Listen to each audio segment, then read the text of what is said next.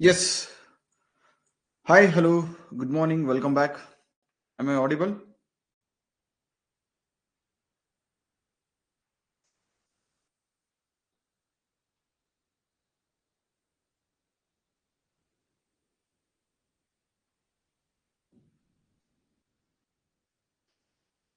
Yes. ನನ್ನ ಧ್ವನಿ clear ಆಗಿದ್ರೆ ಮತ್ತು ವಿಡಿಯೋ ಕ್ಲಿಯರ್ ಆಗಿದ್ರೆ ಒಂದು thumbs up ಬರಲಿ.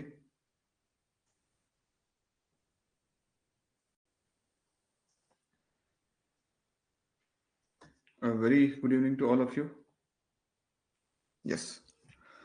ನನ್ನ ಧ್ವನಿ ಕ್ಲಿಯರ್ ಆಗಿ ಕೇಳಿಸ್ತಾ ಇದೆಯಾ ಮತ್ತು ವಿಡಿಯೋ ಕ್ಲಿಯರ್ ಆಗಿದೆಯಾ? I hope it should be fine. Very good morning. So ನಿನ್ನೆ ಒಂದು ಮಿನಿ ಮಾಕ್ ಟೆಸ್ಟ್ ಕೊಟ್ಟಿದ್ದೆ. 10 ಪ್ರಶ್ನೆಗಳ ಒಂದು ಮಿನಿ ಮಾಕ್ ಟೆಸ್ಟ್. ಯಾವುದಕ್ಕೆ? ಪ್ರಿಯಂಬಲ್ ಮೇಲೆ. ನಿಮ್ ಸ್ಕೋರ್ ಎಷ್ಟು ಬಂತು? ಒಂದು ಪ್ರಶ್ನೆಗೆ 1 ಮಾರ್ಕ್ ಅನ್ಕೊಳ್ಳಿ. So out of 10 what was your score? First of all ಎಲ್ಲರೂ ತಗೊಂಡಿದ್ರಾ?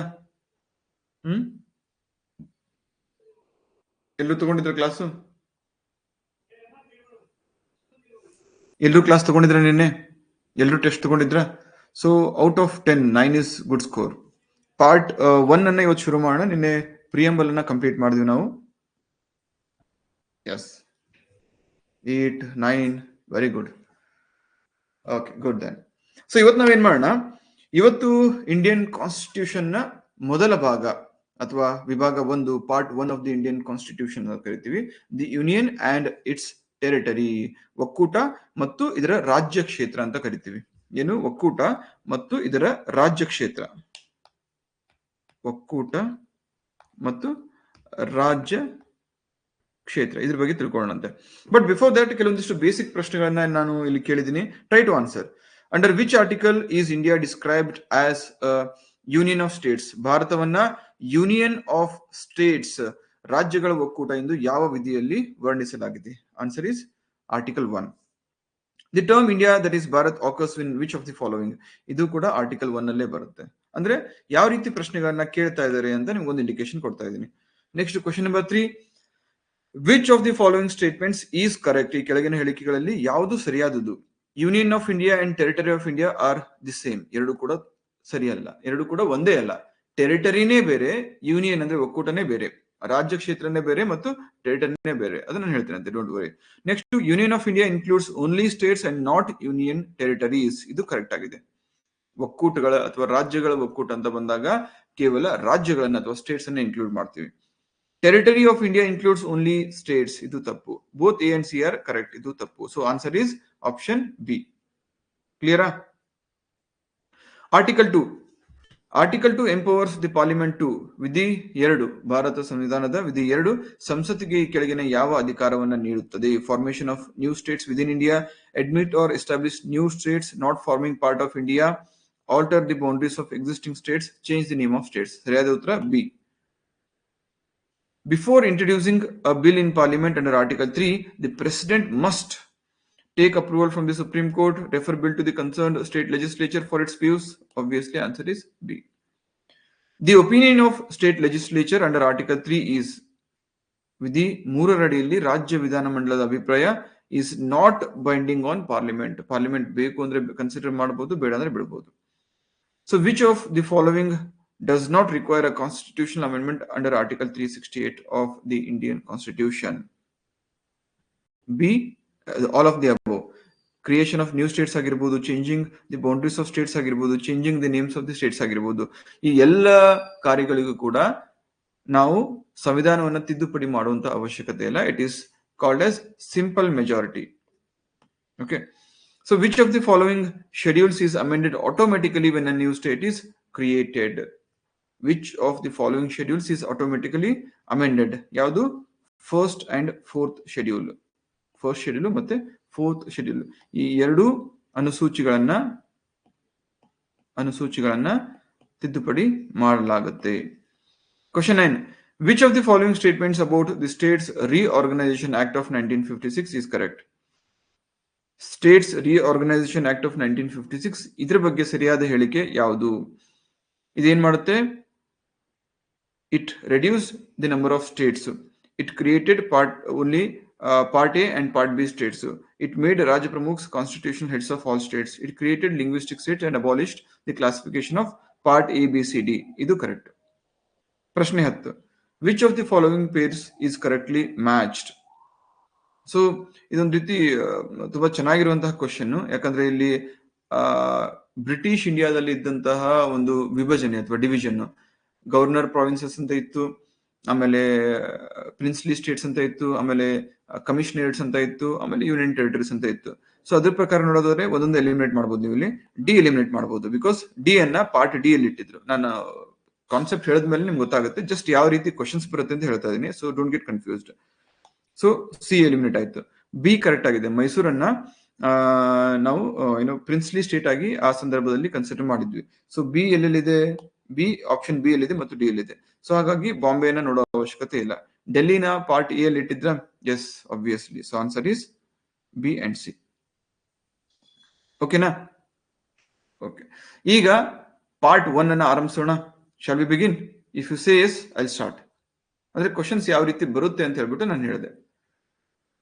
Shawl we all begin?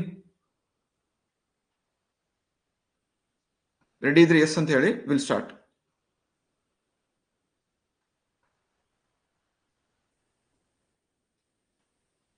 Okay,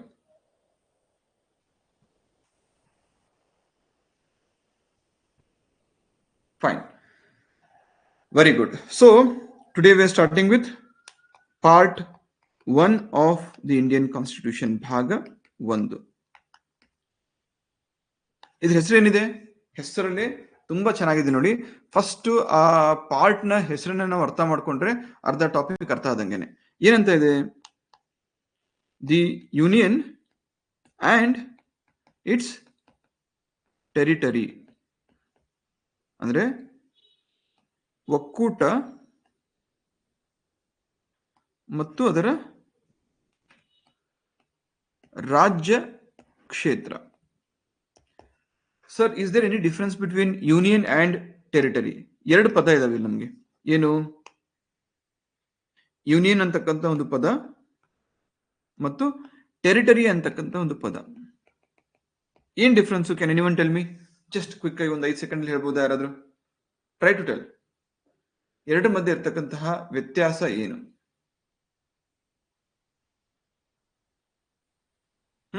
ಯಾವುದು ದೊಡ್ಡದು, ಯಾವುದು ಸಣ್ಣದು? ವ್ಯಾಪ್ತಿಯಲ್ಲಿ ಅಥವಾ ವಿಸ್ತಾರತೆಯಲ್ಲಿ ಅಥವಾ ಇನ್ ಇಟ್ಸ್ ಏನು ಏರಿಯಾದಲ್ಲಿ ಯಾವುದು ದೊಡ್ಡದಾಗುತ್ತೆ? ಆಬ್ವಿಯಸ್ಲಿ ಟೆರಿಟರಿ ದೊಡ್ಡದಾಗುತ್ತೆ. ಸರ್, ಯಾಕೆ ಈ ತರ ಕನ್ಫ್ಯೂಸ್ ಮಾಡ್ತಾ ಇದಾರೆ? ಸಿ, ಇಂಡಿಯಾ 1947 ಅಲ್ಲಿ ಫ್ರೀಡಮ್ ಸಿಕ್ಕ ಮೇಲೆ, 1950 ಸಂವಿಧಾನ ಜಾರಿಗೆ ಬಂದ ಮೇಲೆ ಒಂದು ರೀತಿಯಾದಂತ ಕನ್ಫ್ಯೂಷನ್ ಏರ್ಪಟ್ಟಿತ್ತು. ಭಾರತವನ್ನ ನಾವು ಡೆಮೋಕ್ರಸಿ ಅಂತ ಡಿಕ್ಲೇರ್ ಮಾಡಿದ್ವಿ. ಬಟ್ ನಮ್ಮ ರಾಜಕೀಯ ವ್ಯವಸ್ಥೆಯನ್ನ, ಪೊಲಿಟಿಕಲ್ ಸಿಸ್ಟಮ್ ಅನ್ನ ಯೂನಿಯನ್ ಮಾಡೋಣ ಅಥವಾ ಫೆಡರಲ್ ಮಾಡೋಣ? ಯೂನಿಯನ್ ಮಾಡೋಣ ಅಂದ್ರೆ ಯೂನಿಟರಿ ಮಾಡೋಣ ಅಥವಾ ಒಕ್ಕೂಟ ಅಥವಾ ಫೆಡರೇಷನ್ ಮಾಡೋಣ? ಫೆಡರೇಷನ್ ಅಂದ್ರೆ ಎಕ್ಸಾಂಪಲ್ ಯಾವ್ದು ಹೇಳಿ? ಈಗ ಅಮೆರಿಕಾದ ಒಂದು ಪೊಲಿಟಿಕಲ್ ಸಿಸ್ಟಮ್ ಇದೆಯಲ್ಲ, we call it as federation. ಅಂದ್ರೆ ಅಲ್ಲಿ for the sake of administrative convenience, administration ಮಾಡ್ಲಿಕ್ಕೆ ಈಸಿ ಆಗ್ಲಿ ಅಂತ ಹೇಳ್ಬಿಟ್ಟು 50 ಸ್ಟೇಟ್ಸ್ ಏನಿದಾವೆ ಅವರು ಒಪ್ಪಂದ ಮಾಡ್ಕೊಂಡು ಜಂಟಿಯಾಗಿ ಯುನೈಟೆಡ್ ಸ್ಟೇಟ್ಸ್ ಆಫ್ ಅಮೆರಿಕಾ ಅಂತ ಸ್ಥಾಪನೆ ಮಾಡ್ಕೊಂಡಿದ್ದಾರೆ. So United States of America ಅಂತ ಹೇಳಿದ್ರೆ ಒಂದು ದೊಡ್ಡ ನೇಷನ್, ಅವ್ರ ಇಂಡಿಪೆಂಡೆನ್ಸ್ ಅಂತ ಕನ್ಸಿಡರ್ ಮಾಡಕ್ ಹೋಗ್ಬೇಡಿ. ಅಲ್ಲಿ independent States for the sake of administrative convenience, ಆಡಳಿತದ ಅನುಕೂಲಕ್ಕಾಗಿ ಒಟ್ಟಾಗಿ ಬಂದು, ಚಿಕ್ಕವರಾದ್ರೆ ನಮ್ಮನ್ನ ಯಾರು ಬೇಕಾದ್ರೂ ಅಟ್ಯಾಕ್ ಮಾಡಬಹುದು, ಯಾರು ಬೇಕಾದ್ರೂ ಹ್ಯೂಮಿಲೇಟ್ ಮಾಡಬಹುದು. ಹಾಗಾಗಿ ನಾವು ಒಂದು ಕೆಲಸ ಮಾಡೋಣ, 50 ಜನ, ಒಗ್ಗಟ್ಟಿನಲ್ಲಿ ಬಲವಿದೆ, 50 ಜನ ಒಟ್ಟಾಗಿ ಸೇರ್ಕೊಂಡು ಒಂದು ದೇಶ ರಚನೆ ಮಾಡೋಣ ಅಂತ ಹೇಳ್ಬಿಟ್ಟು ರಾಜ್ಯಗಳು ತಮ್ಮಲ್ಲಿ ಡಿಸ್ಕಸ್ ಮಾಡ್ಕೊಂಡು ಆ ದೇಶವನ್ನ ಸ್ಥಾಪನೆ ಮಾಡಿದ್ದು. ಸೊ ವಿಚ್ ಮೀನ್ಸ್ ನಾಳೆ ಯಾವುದೋ ಒಂದು ಸ್ಟೇಟ್, ಲೆಟ್ಸ್ ಎ ನ್ಯೂಯಾರ್ಕ್ ಸ್ಟೇಟ್ಗೆ, ಅಮೆರಿಕದಲ್ಲಿ ಇರ್ತಕ್ಕಂಥ ನ್ಯೂಯಾರ್ಕ್ ಸ್ಟೇಟ್ಗೆ ಆ USA ಇರ್ಲಿಕ್ಕೆ ಇಷ್ಟ ಇಲ್ಲ, ಏನೋ ಬೇಜಾರಾಯ್ತು. ಸೊ ಬೇಕಾದ್ರೆ ಆ USA ಬಿಟ್ಟು ಹೊರಗಡೆ ಬರ್ಬೋದು, ಆ ಅಧಿಕಾರ ಇದೆ. ಬಟ್ ನಮ್ಮ ಇಂಡಿಯಾದಲ್ಲಿ ನಾಳೆ ಕರ್ನಾಟಕ ರಾಜ್ಯಕ್ಕೆ ಈ ಮೋದಿ ಗೌರ್ಮೆಂಟ್ ಜೊತೆ ಇಷ್ಟ ಆಗ್ಲಿಲ್ಲ ಅನ್ಕೊಳ್ಳಿ, ಸೆಂಟ್ರಲ್ ಗೌರ್ಮೆಂಟ್ ಜೊತೆಗೆ ಏನೋ ಮನಸ್ತಾಪ ಬಂತು, ಹಂಗಂತ ಹೇಳ್ಬಿಟ್ಟು ನಮ್ಗೆ ನಾವು ಇಂಡಿಯಾದಲ್ಲಿ ಇರ್ಲಿಕ್ಕೆ ಇಷ್ಟಪಡಲ್ಲ, ಹೊರಗಡೆ ಬಂದು ಕರ್ನಾಟಕ ಅಂತ ಸಪರೇಟ್ ನೇಷನ್, ದೇಶವನ್ನೇ ನಾವು ರಚನೆ ಮಾಡ್ತೀವಿ ಅಂತ ಹೇಳ್ಕೊಳಕ್ಕಾಗುತ್ತಾ? ಬರಲ್ಲ. ಸೊ ಯೂನಿಟರಿ ಮತ್ತು ಫೆಡರೇಷನ್ ಮಧ್ಯೆ ಇರ್ತಕ್ಕಂತಹ ಸಂಬಂಧ ಇದು. ಅಮೆರಿಕ ಫೆಡರೇಷನ್ ಆಗುತ್ತೆ, ರಾಜ್ಯಗಳಿಗೆ ಅಲ್ಲಿ ಇಂಡಿಪೆಂಡೆನ್ಸ್ ಇರುತ್ತೆ, ಅವರಿಗೆ ಸ್ವಾತಂತ್ರ್ಯ ಇರುತ್ತೆ. ಯೂನಿಟರಿಯಲ್ಲಿ ಸೆಂಟ್ರಲ್ ಗವರ್ಮೆಂಟ್ ಎಲ್ಲ ಡಿಸೈಡ್ ಮಾಡುತ್ತೆ. ಸೆಂಟ್ರಲ್ ಗವರ್ಮೆಂಟ್ ಡಿಸೈಡ್ ಮಾಡಿ ತನ್ನ ಒಂದು ಅಡ್ಮಿನಿಸ್ಟ್ರೇಟಿವ್ ಕನ್ವೀನಿಯನ್ಸ್ಗೋಸ್ಕರ ಏನ್ ಮಾಡುತ್ತೆ? ರಾಜ್ಯಗಳನ್ನ ರಚನೆ ಮಾಡಿದೆ. ಸೊ ಯಾವುದೇ ಕಾರಣಕ್ಕೂ ರಾಜ್ಯಗಳಿಗೆ ಈ ದೇಶವನ್ನ ಬಿಟ್ಟು ಹೊರಗಡೆ ಹೋಗ್ಲಿಕ್ಕೆ ಅಥವಾ ಈ ವ್ಯವಸ್ಥೆನ ಬಿಟ್ಟು ಹೊರಗಡೆ ಹೋಗ್ಲಿಕ್ಕೆ ಅವಕಾಶ ಇರಲ್ಲ. ಹಾಗಾಗಿ ಇಲ್ಲಿ freedom is limited. So India is unitary in nature, federation in spirit. Detail ಆಗಿ ಹೇಳ್ತೀನಿ ಮುಂದೆ ನಮ್ಮ ಕಾನ್ಸ್ಟಿಟ್ಯೂಷನಲ್ ಫೀಚರ್ಸ್ ಅನ್ನು ಎಕ್ಸ್ಪ್ಲೇನ್ ಮಾಡ್ಬೇಕಾದ್ರೆ. ಈಗ ಸದ್ಯಕ್ಕೆ ಇಷ್ಟ ಅರ್ಥ ಮಾಡ್ಕೊಳ್ಳಿ, ಭಾರತದಲ್ಲಿ ರಾಜ್ಯಗಳಿಗೆ ತಕ್ಕ ಮಟ್ಟಿಗೆ ಸ್ವಾತಂತ್ರ್ಯ ಇದೆ.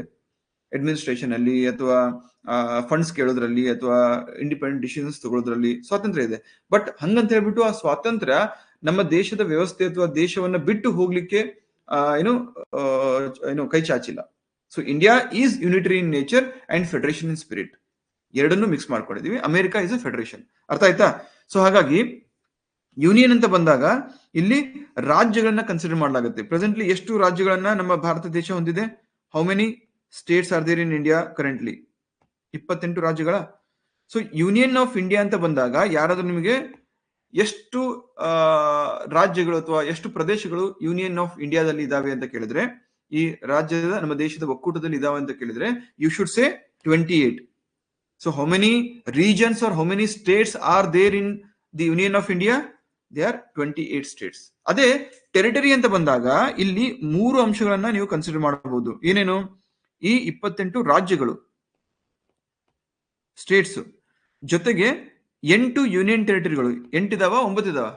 ಕೇಂದ್ರಾಡಳಿತ ಪ್ರದೇಶಗಳು, ಯೂನಿಯನ್ ಟೆರಿಟರೀಸ್ 8 ಇದಾವ 9 ಇದಾವ? 8 ಇದಾವೆ.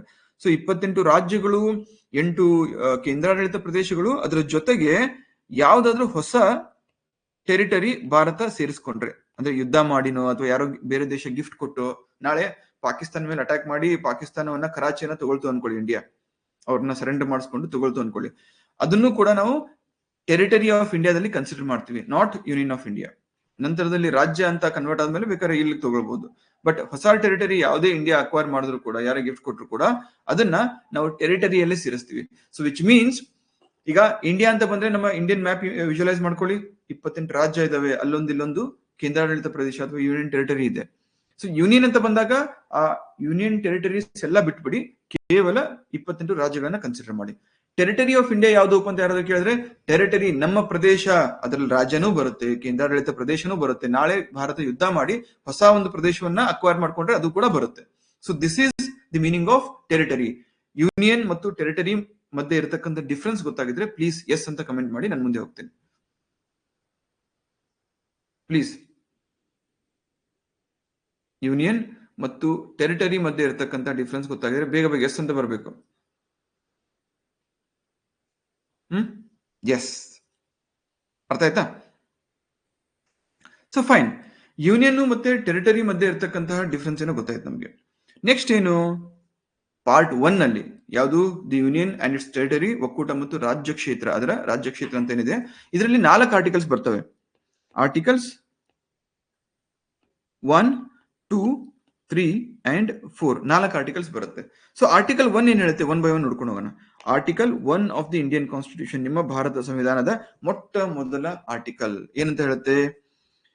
India, that is Bharat, shall be a union of States. Bharat ಅರ್ಥಾತ್ ಇಂಡಿಯಾ ಅರ್ಥಾತ್ ಭಾರತ ಒಂದು ರಾಜ್ಯಗಳ ಒಕ್ಕೂಟವಾಗಿದೆ. ಎಷ್ಟು ಚೆನ್ನಾಗಿದೆ ನೋಡಿ. ಇಲ್ಲಿ ಇಂಡಿಯಾ ಅಂತಾನೂ ಕೂಡ ಕರಿತೀವಿ ನಾವು. ಇಂಡಿಯಾ ಅರ್ಥಾತ್ ಭಾರತ ರಾಜ್ಯಗಳ ಒಕ್ಕೂಟ ಅಂತ ಹೇಳ್ತೀವಿ. ರೈಟ್? ಹೇಳಕ್ಕೆ ಯೂನಿಯನ್ ಅಥವಾ ಯೂನಿಟರಿ ಫೀಚರ್ ಅಂತ ಇಲ್ಲಿ ಅನ್ಸುತ್ತೆ, ಒಕ್ಕೂಟ ವ್ಯವಸ್ಥೆ ಅಂತ ಅನ್ಸುತ್ತೆ. ಆದ್ರೂ ಕೂಡ ರಾಜ್ಯಗಳಿಗೆ ತಕ್ಕ ಮಟ್ಟ ಇಂಡಿಪೆಂಡೆನ್ಸ್ ಸ್ವಾತಂತ್ರ್ಯ ಇದೆ. ಅದ್ರ ಜೊತೆಗೆ ಇಡೀ ಸಂವಿಧಾನದಲ್ಲಿ ನಿಮಗೆ ಇಂಡಿಯಾ ಮತ್ತು ಭಾರತ್ ಎರಡೂ ಪದಗಳನ್ನ ಬಳಸಿರ್ತಕ್ಕಂತಹ ಆರ್ಟಿಕಲ್ ಯಾವುದು ಅಂತ ಹೇಳಿದ್ರೆ that is article number 1. So ಇಲ್ಲಿ ಯಾಕೆ ಈ ಒಂದು 2 ಪದಗಳನ್ನ ಬಳಸಲಾಯಿತು ಅಂತ ಹೇಳಿದ್ರೆ, ಸಂವಿಧಾನದ ರಚನೆ ಸಂದರ್ಭದಲ್ಲಿ ಸಂವಿಧಾನದ ರಚನಾಕಾರರು ಅವರಲ್ಲಿ ಒಂದು ಡಿವಿಷನ್ ಶುರು ಆಯಿತು. ಕೆಲವೊಬ್ರು ಬ್ರಿಟಿಷ್ ಇಂಡಿಯಾ ಅಂತ ಹಿಂದೆ ಕರಿತಾ ಇದ್ವಿ, ಹಾಗಾಗಿ ಸಡನ್ ಆಗಿ ಹೆಸರು ಚೇಂಜ್ ಮಾಡೋದು ಬೇಡ, ಇಂಡಿಯಾನೇ ಕಂಟಿನ್ಯೂ ಆಗಲಿ ಮಾಡರ್ನ್ ಮೆಥಡಾಲಜಿ ಪ್ರಕಾರ, ಆಮೇಲೆ ಸೌತ್ ಇಂಡಿಯನ್ಸ್ಗೂ ಕೂಡ ಹೆಲ್ಪ್ ಆಗುತ್ತೆ ಅರ್ಥ ಮಾಡ್ಕೊಳ್ಳಿಕ್ಕೆ ಅಂತ ಹೇಳಿದ್ರು. ಕೆಲವೊಬ್ರು ಇಲ್ಲ ಬೇಡ, ನಮ್ಮ ಏನು ಪ್ರಾಚೀನ ಸಂಸ್ಕೃತಿಯನ್ನ, ನಮ್ಮ ಹಳೆ ಪರಂಪರೆಯನ್ನ ಮರೆಯೋದು ಬೇಡ. ಯಾಕಂದ್ರೆ ಭರತ ಅನ್ನೋದು ಭರತ ಖಂಡ, ಇದನ್ನ ನಾವು ರಾಮಾಯಣ ಮಹಾಭಾರತದಲ್ಲೂ ಇದನ್ನ ಉಲ್ಲೇಖ ಮಾಡಿರೋದು ನೋಡ್ಬೋದು. ಹಲವಾರು ಪ್ರಾಚೀನ ಒಂದು ಟೆಕ್ಸ್ಟ್ ಅಲ್ಲಿ, ಏನ್ಷಿಯಂಟ್ ಟೆಕ್ಸ್ಟ್ ಅಲ್ಲಿ ಕೂಡ ಉಲ್ಲೇಖ ಮಾಡಿರೋದು ನೋಡಿರ್ಬೋದು. ಹಾಗಾಗಿ ಇದನ್ನ ನಾವು ಬೇರೆಯವರ ಅಂದ್ರೆ ವೆಸ್ಟರ್ನ್ ಇಂಪೋಸಿಷನ್ಗೆ ಒಳಗಾಗದೆ will start calling it as Bharat ಅಂತ ಹೇಳ್ತಾರೆ. ಅದಕ್ಕೆ ಇವ್ರು ಏನ್ ಆರ್ಗ್ಯುಮೆಂಟ್ ಕೊಡ್ತಾರೆ, ಇಂಡಿಯಾ ಅಂತ ಕರೆಯೋರು. ಇಂಡಿಯಾ ಅನ್ನೋದು ಬ್ರಿಟಿಷರು ಕೊಟ್ಟಂತದ್ದಲ್ಲ, ಹಿಂದೆ ಗ್ರೀಕರು ಕೂಡ ಈ ಇಂಡಿಯಾ ಅಂದ್ರೆ ಸಿಂಧೂ ನದಿ, ಇಂಡಸ್ ನದಿ, ಇದರ ಅಕ್ಕಪಕ್ಕ ಇರತಕ್ಕಂತ ಜನಾಂಗದವರನ್ನ, ಈ ಪ್ರದೇಶದವರನ್ನ ಉದ್ದೇಶಿಸಿ ಇದನ್ನ ಡಿಮಾರ್ಕೇಟ್ ಮಾಡಿದಂತ ಅಥವಾ ಕನ್ಸಿಡರ್ ಮಾಡಿದಂತ ಪ್ರದೇಶ. ಹಾಗಾಗಿ ಇಂಡಿಯಾ ಅಂತ ಕರೆಯೋಣ ಅಂತ ಹೇಳ್ತಾರೆ. ಸೊ ಡಾಕ್ಟರ್ ಬಿ ಆರ್ ಅಂಬೇಡ್ಕರ್ಗೆ ತಲೆ ಕೆಟ್ಟು ಹೋಗುತ್ತೆ. ಯೋಚನೆ ಮಾಡಿ ಮಾಡಿ ಮಾಡಿ ಕೊನೆಗೆ ಏನಂತಾರೆ, ಇಂಡಿಯಾನು ಇರ್ಲಿ ಭಾರತ ಇರ್ಲಿ, ಹಾಗಾಗಿ ಆರ್ಟಿಕಲ್ ನಂಬರ್ 1 ನಲ್ಲಿ India that is Bharat shall be a union of states ಅಂತ ಕರೆಯೋಣ ಅಂತ ಹೇಳ್ತಾರೆ. ಅಂದ್ರೆ ಇಂಡಿಯಾ ಅರ್ಥಾತ್ ಭಾರತ ರಾಜ್ಯಗಳ ಒಕ್ಕೂಟ ಅಂತ ಕರೆಯೋಣ ಅಂತ ಡಿಸೈಡ್ ಮಾಡ್ತಾರೆ. ಸೊ ಹಾಗಾಗಿ ನಮ್ಮ ಆರ್ಟಿಕಲ್ ಅಲ್ಲಿ, ನಮ್ಮ ಕಾನ್ಸ್ಟಿಟ್ಯೂಷನ್ ಅಲ್ಲಿ ಇಂಡಿಯಾ ಮತ್ತು ಭಾರತ್ ಒಟ್ಟಿಗೆ ಎಲ್ಲಿ ಬಂದಿದೆ, ಆರ್ಟಿಕಲ್ 1 ನಲ್ಲಿ ಬಂದಿದೆ. ನೀವು ನಮ್ಮ ದೇಶವನ್ನು ಇಂಡಿಯಾ ಅಂತಾದ್ರೂ ಕರಿಬಹುದು ಅಥವಾ ಭಾರತ್ ಅಂತಾದ್ರೂ ಕರಿಬಹುದು. 2024ರಲ್ಲಿ 23ರಲ್ಲಿ ಇದು ನಡೀತು, G20 ಮೀಟಿಂಗ್ ನಡೀತು. 23-24ರಲ್ಲಿ ಹೌದಾ, ಇಂಡಿಯಾ ಹೋಸ್ಟ್ ಆಗಿತ್ತು. ಆ ಸಂದರ್ಭದಲ್ಲಿ ಭಾರತದ ರಾಷ್ಟ್ರಪತಿಗಳನ್ನು ಅವ್ರನ್ನ ಹೆಡ್ ಮಾಡಿ ಗೆಸ್ಟ್ ಮಾಡಿದ್ರು ಒಂದ್ ಕಡೆ. ಆ ಸಂದರ್ಭದಲ್ಲಿ ಅವರ ಟೇಬಲ್ ಮುಂದೆ ನೇಮ್ ಪ್ಲೇಟ್ ಇರುತ್ತಲ್ಲ, ಅಲ್ಲಿ ಪ್ರೆಸಿಡೆಂಟ್ ಆಫ್ ಇಂಡಿಯಾ ಅಂತ ಬರ್ದಿರ್ಲಿಲ್ಲ, ಪ್ರೆಸಿಡೆಂಟ್ ಆಫ್ ಭಾರತ್ ಅಂತ ಬರ್ದಿದ್ರು. ದೊಡ್ಡ ಕಾಂಟ್ರವರ್ಸಿನೇ ಕ್ರಿಯೇಟ್ ಆಗಿತ್ತು. ಇದನ್ನ ಏನು ಹಿಂದೂಯಿಸಂ ಮಾಡ್ತಾ ಇದಾರೆ, ಹಂಗ್ ಮಾಡ್ತಾ ಇದಾರೆ, ಹಿಂಗ್ ಮಾಡ್ತಾ ಇದಾರೆ, ಅವರು ರಾಷ್ಟ್ರಪತಿಗಳ ಒಂದು ಹೆಸರಿಗೆ ಅಥವಾ ಅವರೊಂದು ಪೊಸಿಷನ್ಗೆ, ಆ ಹುದ್ದೆಗೆ ಕಳಂಕ ತರ್ತಾ ಇದಾರೆ ಅಂತ ಹೇಳ್ಬಿಟ್ಟು ಎಲ್ಲಾ ಕಾಂಟ್ರವರ್ಸಿ ಆಯ್ತು, ನೆನಪಿರ್ಬೋದು. But it is not at all controversial, because ಸಂವಿಧಾನದಲ್ಲೇನೆ ಸುಮಾರು 75 ವರ್ಷಗಳ ಹಿಂದೆನೆ ಡಾಕ್ಟರ್ ಬಿ ಆರ್ ಅಂಬೇಡ್ಕರ್ ಅವರು ಸ್ವತಃ ಇದನ್ನು ಬರೆದು ಹೋಗಿದ್ದಾರೆ. ಆರ್ಟಿಕಲ್ 1 ಅಲ್ಲಿ ಇಂಡಿಯಾನು ಇದೆ, ಭಾರತ ಇದೆ. ಹಾಗಾಗಿ ಪ್ರೆಸಿಡೆಂಟ್ ಆಫ್ ಇಂಡಿಯಾ ಅಂತ ಕರಿಬಹುದು, ಪ್ರೆಸಿಡೆಂಟ್ ಆಫ್ ಭಾರತ್ ಅಂತ ಕೂಡ ಕರಿಬಹುದು. ಕ್ಲಿಯರಾ? ಇಲ್ಲಿಯವ್ರಿಗೆಲ್ರೂ ಕ್ಲಿಯರ್ ಆಯ್ತಾ? Did you all understand? Yes or no?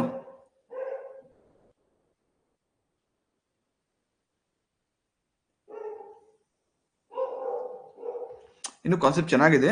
ಈ 4 ಆರ್ಟಿಕಲ್ಸ್ ಅನ್ನ ಹೇಳಿ ನಿಮ್ಗೆ ನಾಳೆ, ಅಂದ್ರೆ ಇದಾದ್ಮೇಲೆ ನೆಕ್ಸ್ಟ್ ಏನ್ ಹೇಳ್ತೀನಿ ಅಂದ್ರೆ, 1950ಯಲ್ಲಿ ಈ ರೀತಿಯಾದಂತ ವ್ಯವಸ್ಥೆ ಇರಲಿಲ್ಲ. ಈ ಹೆಂಗೆ 28 ರಾಜ್ಯ, 8 ಯೂನಿಯನ್ ಟೆರಿಟರೀಸ್ ಇದೆಲ್ಲ, ಈ ರೀತಿ ಏನು ವ್ಯವಸ್ಥೆ ಇರಲಿಲ್ಲ. ಅಲ್ಲಿ ಪಾರ್ಟ್ ABCD ಅಂತ ಮಾಡಿದ್ರು. ಏನ್ ಅರ್ಥ ಆಗ್ಲಿಲ್ಲ? ಸಿಂಪಲ್. ಆರ್ಟಿಕಲ್ 1 ಇಷ್ಟು ನೆನ್ಪಿಟ್ಕೋಬೇಕು, India that is Bharat shall be a union of states. India ಅಂದ್ರೆ ಅರ್ಥಾತ್ ಭಾರತ ಒಂದು ರಾಜ್ಯಗಳ ಒಕ್ಕೂಟ. ಇದರಲ್ಲಿ ಏನ್ ಡಿಫ್ರೆನ್ಸ್ ಇದೆ? ಯೂನಿಯನ್ ಮತ್ತು ಟೆರಿಟರಿ ಎರಡು ಡಿಫ್ರೆಂಟ್ ಪದ. ಯೂನಿಯನ್ ಅಂದ್ರೆ ನಮ್ಮ ಇಂಡಿಯಾದಲ್ಲಿ ಇರ್ತಕ್ಕಂಥ ಸ್ಟೇಟ್ಸ್ ಎಷ್ಟಪ್ಪ? 28 ಸ್ಟೇಟ್ಸ್, ಅದಕ್ಕೆ ಯೂನಿಯನ್ ಅಂತ ಕರಿತೀವಿ. ಟೆರಿಟರಿ ಅಂದ್ರೆ ಈ ಸ್ಟೇಟ್ಸ್ ಜೊತೆಗೆ ಕೇಂದ್ರಾಡಳಿತ ಪ್ರದೇಶಗಳು, 8 ಯೂನಿಯನ್ ಟೆರಿಟರೀಸ್ ಇದಾವಲ್ಲ. ಫಾರ್ ಎಕ್ಸಾಂಪಲ್ ಚಂಡೀಗಢ, ಅಂಡಮಾನ್ ನಿಕೋಬಾರ್, ಲಕ್ಷದ್ವೀಪು, ಆಮೇಲೆ ಜಮ್ಮು ಕಾಶ್ಮೀರ, ಲಡಾಖ್, ಇವೆಲ್ಲವೂ ಯುಟೀಸ್, ಯೂನಿಯನ್ ಟೆರಿಟರೀಸ್. ಇವುಗಳನ್ನ ಸೇರಿಸಿ, ಇವುಗಳ ಜೊತೆಗೆ ನಾಳೆ ಸಪೋಸ್ ಇಂಡಿಯಾ ಏನಾದ್ರೂ ಯುದ್ಧ ಮಾಡಿ ಹೊಸ ಟೆರಿಟರಿಯನ್ನ ಅಕ್ವೈರ್ ಮಾಡ್ಕೊಳ್ತು ಅನ್ಕೊಳ್ಳಿ, ಅದನ್ನು ಕೂಡ ನಾವು ಟೆರಿಟರಿ ಆಫ್ ಇಂಡಿಯಾ ಅಂತ ಕರಿತೀವಿ, ಯೂನಿಯನ್ ಆಫ್ ಇಂಡಿಯಾ ಅಂತ ಕರೆಯಲ್ಲ. ಯೂನಿಯನ್ ಆಫ್ ಇಂಡಿಯಾ ಅಂದ್ರೆ ಎಲ್ಲಿ ನಿಮ್ಗೆ ಸ್ಟೇಟ್ ಲೆಜಿಸ್ಲೇಚರ್ ಇದ್ದು ತಕ್ಕ ಮಟ್ಟಿಗೆ ಇಂಡಿಪೆಂಡೆನ್ಸ್ ಇರುತ್ತಲ್ಲ, ಸೊ ಅಂತಹ ಒಂದು ಪ್ರದೇಶವನ್ನ ನಾವು ಯೂನಿಯನ್ ಅಡಿಯಲ್ಲಿ ಸೇರಿಸ್ಕೊಳ್ತೀವಿ. ಅಂದ್ರೆ union consist of only 28 States only. ನಾಳೆ ಇನ್ನೊಂದೆರಡು ಸ್ಟೇಟ್ಸ್ ಎಕ್ಸ್ಟ್ರಾ ಆದ್ರೆ ಇದರಲ್ಲಿ ಸೇರಿಸ್ಕೋಬಹುದೇ ಹೊರತು ಯೂನಿಯನ್ ಟೆರಿಟರೀಸ್ ಅನ್ನ ಇದರಲ್ಲಿ ಸೇರಿಸ್ಕೊಳ್ಳಲ್ಲ. ವೆರಸ್ ಟೆರಿಟರಿ ಅಂದ್ರೆ ಸ್ಟೇಟ್ಸ್, ಯೂನಿಯನ್ ಟೆರಿಟರೀಸ್ ಮತ್ತೆ ಹೊಸ ಒಂದು ಯಾವ್ದಾದ್ರು ರೀಜನ್ ಅಕ್ವೈರ್ ಮಾಡಿದ್ರೆ ಅದನ್ನ ಸೇರಿಸ್ಕೊಳ್ತೀವಿ. ಅದೇ ಡಿಫ್ರೆನ್ಸ್ ಹೇಳ್ತಾರೆ ನಾನು.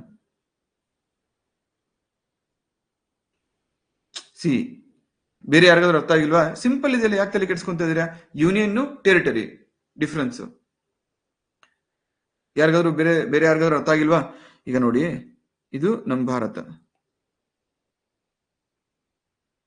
ಸ್ವಲ್ಪ ನೋಡಕ್ ಆತರ ಇದೆ, ಇದನ್ನ ಭಾರತ ಅಂತ ಕರಿತೀವ. ಇದರಲ್ಲಿ ಏನೇನಿದೆ ಭಾರತದಲ್ಲಿ? 28 ಸ್ಟೇಟ್ಸ್ ಇದಾವೆ ಮತ್ತು 8 ಯೂನಿಯನ್ ಟೆರಿಟರೀಸ್ ಇದಾವೆ.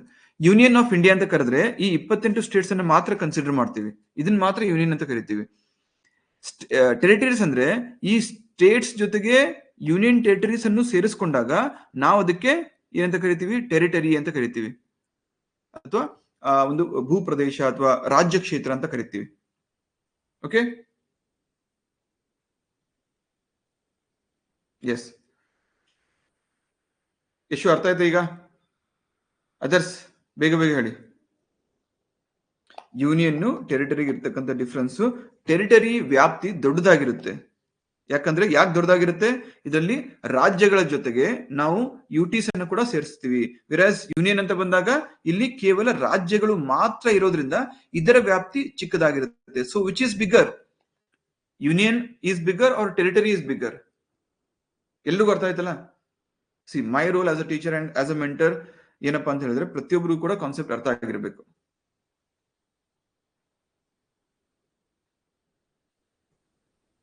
ಮುಂದೆ ಸಾಗಲಿ. No, choice of words should be very very careful. ಇದು ದೋಣಿ ಅಲ್ಲ. ಸಿ ದಿಸ್ ಇಸ್ ಒಂದು ರೆಸ್ಪೆಕ್ಟೆಡ್ ಜಾಬ್ ಇದು, right? Okay. Article 1 that is India that is Bharat shall be a union of states ಅಂತ ಹೇಳಿದ್ವಿ. ಈಗ ಆರ್ಟಿಕಲ್ 2 ಏನ್ ಹೇಳುತ್ತೆ? Anyone? Article 2 of the Indian constitution ಏನ್ ಹೇಳುತ್ತೆ? Anyone?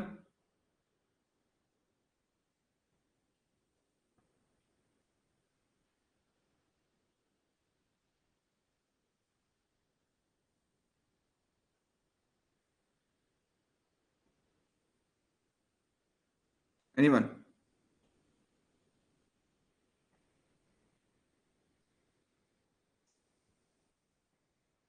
Yes. Admission or establishment of new states ಅಂತ ಹೇಳುತ್ತೆ. ಏನಪ್ಪಾ ಅಂತ ಹೇಳಿದ್ರೆ admission or establishment of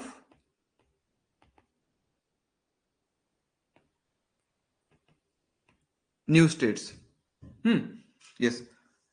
C ಇಲ್ಲಿ ಆರ್ಟಿಕಲ್ 2 ಮತ್ತು 3 ಮಧ್ಯೆ ಒಂದು ಸ್ಮಾಲ್ ಡಿಫರೆನ್ಸ್ ಇದೆ. ಏನಪ್ಪಾ ಅಂತ ನಿಮ್ಗೆ ಮುಂದೆ ಗೊತ್ತಾಗುತ್ತೆ. ಆರ್ಟಿಕಲ್ 2 ಏನ್ ಹೇಳುತ್ತೆ? ನೂತನ ರಾಜ್ಯಗಳ ಸೇರ್ಪಡೆ ಅಥವಾ ಸ್ಥಾಪನೆ. ನೂತನ ರಾಜ್ಯಗಳ ಸೇರ್ಪಡೆ ಅಥವಾ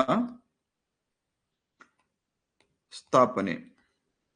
ಇದರ ಅರ್ಥ ಏನು ಅಂದ್ರೆ, ಭಾರತ ಸಂವಿಧಾನದ ಪ್ರಕಾರ ಸಂಸತ್ ಏನ್ ಮಾಡಬಹುದು, ಈ ಹಿಂದೆ ರಾಜ್ಯದ ಒಂದು ಒಕ್ಕೂಟದಲ್ಲಿ ಅಥವಾ ನಮ್ಮ ಯೂನಿಯನ್ ಅಲ್ಲಿ ಅಥವಾ ನಮ್ಮ ಟೆರಿಟರಿಯಲ್ಲಿ ಇಲ್ಲದೆ ಇರ್ತಕ್ಕಂತಹ ಒಂದು ಪ್ರದೇಶವನ್ನ ನಮ್ಮ ಟೆರಿಟರಿಗೆ ಸೇರಿಸಿ ಅದನ್ನ ಹೊಸ ರಾಜ್ಯವನ್ನಾಗಿ ಘೋಷಣೆ ಮಾಡಬಹುದು, ರೈಟ್? ಸೊ ಇದಕ್ಕೆ ಒಂದು ಒಳ್ಳೆ ಎಕ್ಸಾಂಪಲ್ ಕೊಡ್ತೀನಿ ನಿಮ್ಗೆ. ಸೊ ಇದೇನ್ ಹೇಳುತ್ತೆ? Admission or establishment of new states. So 2ಗೂ 3ಗೂ ಒಂದು ಮೈನರ್ ಡಿಫ್ರೆನ್ಸ್ ಇದೆ. ಏನಪ್ಪಾ ಅಂತ ಹೇಳಿದ್ರೆ, ಈಗ ಸದ್ಯಕ್ಕೆ ನಮ್ಮಲ್ಲಿ 28 ರಾಜ್ಯ, 8 ಯೂನಿಯನ್ ಟೆರಿಟರಿ ಇದೆ. ಇದರಲ್ಲಿ ಪಾಕಿಸ್ತಾನದ ಕರಾಚಿ ನಮ್ಮ ಪ್ರದೇಶ ಅಲ್ಲ. ನಾಳೆ ಆಪರೇಷನ್ ಸಿಂಧೂರ ಕಂಟಿನ್ಯೂ ಮಾಡುತ್ತೆ ಅನ್ಕೊಳ್ಳಿ, ಇಂಡಿಯನ್ ಆರ್ಮಿ ಕಂಟಿನ್ಯೂ ಮಾಡಿ ಪಾಕಿಸ್ತಾನವನ್ನ ಹೊಡೆದೋಡಿಸುತ್ತೆ. ಅಲ್ಲಿ ಅವ್ರ ಮಿಲಿಟರಿಯವ್ರನ್ನ ಸೋಲಿಸಿ ಅವ್ರನ್ನ ಸರೆಂಡರ್ ಮಾಡ್ಕೊಳಕ್ ಹೇಳ್ತಾರೆ. ಸೊ ಅವಾಗ ಮೋದಿ ಹೇಳ್ತಾರೆ ಕರಾಚಿಯನ್ನ ನಮಗ್ ಕೊಟ್ಬಿಡಿ ಅಂತ ಹೇಳ್ಬಿಟ್ಟು. ಸೊ ಕರಾಚಿಯನ್ನ ನಮ್ಮ ಭಾರತಕ್ಕೆ ಸೇರಿಸ್ಕೊಂಡು ಅದನ್ನ ಹೊಸ ಸ್ಟೇಟ್ ಆಗಿ ಏನು ಡಿಕ್ಲೇರ್ ಮಾಡಿ ಇಂಡಿಯನ್ ಟೆರಿಟರಿಗೆ ಸೇರಿಸ್ಕೊಂಡ್ರೆ ಅದಕ್ಕೆ ಪವರ್ ಎಲ್ಲಿಂದ ಬರುತ್ತೆ? ಆರ್ಟಿಕಲ್ 2 ಕೊಡುತ್ತೆ. ಸೊ ಪ್ರತಿಯೊಂದಕ್ಕೂ ಒಂದೊಂದು ಪ್ರಾವಿಷನ್ ಇದೆ ಅಲ್ವಾ, ಹೆಂಗ್ ನಡಿಬೇಕು, ಹೆಂಗ್ ನಡೆಸಬೇಕು, ಹೆಂಗ್ ಮುನ್ನಡೆಸಬೇಕು, ಹೆಂಗ್ ಅಡ್ಮಿನಿಸ್ಟ್ರೇಷನ್ ಮಾಡಬೇಕು ಅಂತ. ಸೊ ಅದೇ ಪ್ರಕಾರ ಇನ್ ಕೇಸ್ ದೇಶದಲ್ಲಿ ಅಥವಾ ನಮ್ಮ ರಾಜ್ಯ ಕ್ಷೇತ್ರದಲ್ಲಿ ಹೊಸ ರೀಜನ್ ಅನ್ನ ಸೇರಿಸಿಕೊಂಡು ಹೊಸ ರಾಜ್ಯಗಳನ್ನ ರಚನೆ ಮಾಡುವಂತಹ ಅಧಿಕಾರ ಎಲ್ಲಿಂದ ಬರುತ್ತೆ ಅಂತ ಯಾರಾದ್ರೂ ಕೇಳಿದ್ರೆ, it is from the article 2. So which gives for admission or establishment of new states by the parliament through a law. ಎಷ್ಟು ಚೆನ್ನಾಗಿದೆ ಕೇಳಿಸ್ಕೊಳ್ಳಿ, ಪ್ರತಿಯೊಂದು ವರ್ಡ್ ಕೂಡ ಇಂಪಾರ್ಟೆಂಟ್ ಇಲ್ಲಿ. ಅಡ್ಮಿಷನ್ ಸೇರ್ಪಡೆ, ಎಸ್ಟಾಬ್ಲಿಷ್ಮೆಂಟ್ ಸ್ಥಾಪನೆ. ಯಾವುದನ್ನ? ಈ ಹಿಂದೆ ಭಾರತದ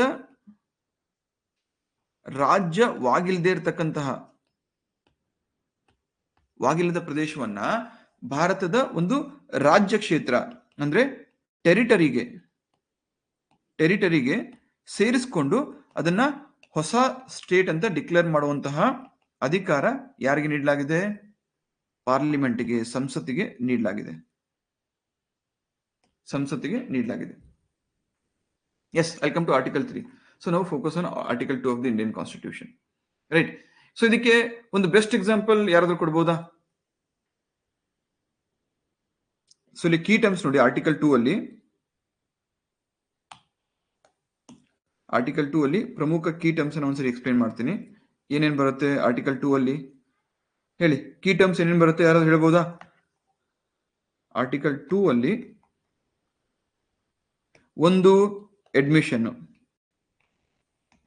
ಮತ್ತೊಂದು ಎಸ್ಟಾಬ್ಲಿಷ್ಮೆಂಟ್, ಮೂರನೇದು ಪಾರ್ಲಿಮೆಂಟು, ನಾಲ್ಕನೇದು ಲಾ.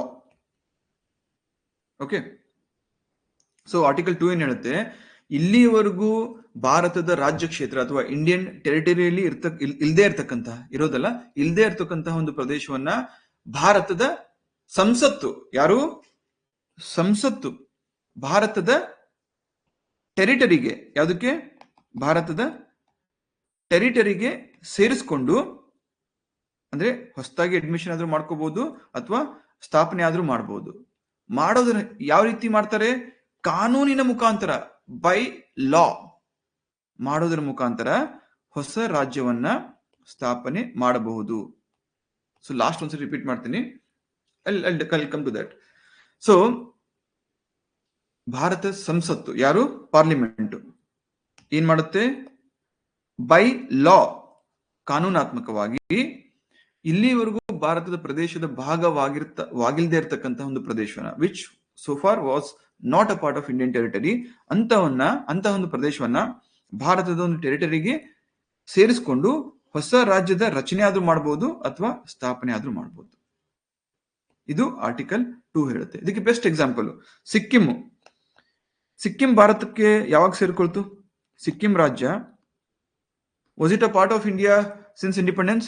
ಸ್ವತಂತ್ರ ಸಿಕ್ಕಾಗಿನಿಂದ ಕೂಡ ಸಿಕ್ಕಿಂ ಭಾರತದ ಒಂದು ರಾಜ್ಯವಾಗಿತ್ತ? Very good issue. So Sikkim ಇಲ್ಲ.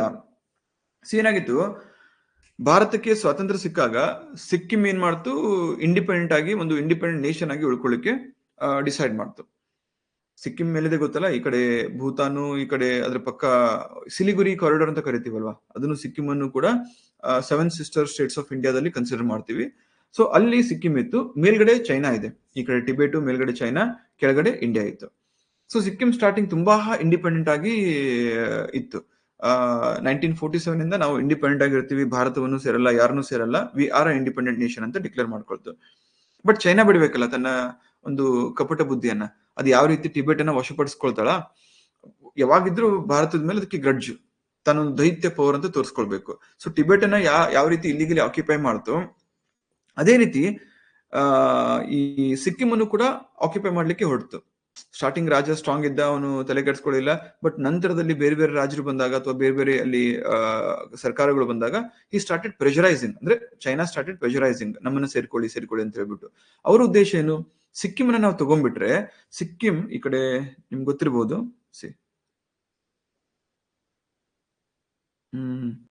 ಈ ರೀತಿ ಇಂಡಿಯಾ ಬರುತ್ತೆ, ಇದು ನಾರ್ತ್ ಈಸ್ಟರ್ನ್, ಇಲ್ಲಿ ನಿಮಗೆ ಸಿಕ್ಕಿಂ ಇದೆ, ಇದು ಈ ಕಡೆ ಭೂತಾನ್ ಬರುತ್ತೆ, ಇದು ಸಿಕ್ಕಿಮು, ಹೌದಾ, ಇದು ಭೂತಾನು, ಈ ಕಡೆ ಸಿಕ್ಕಿಮು, ಈ ಕಡೆ ನಮ್ಮ ನೇಪಾಳು, ಆಮೇಲೆ ಈ ಕಡೆ ಚೈನಾ ಬರುತ್ತೆ.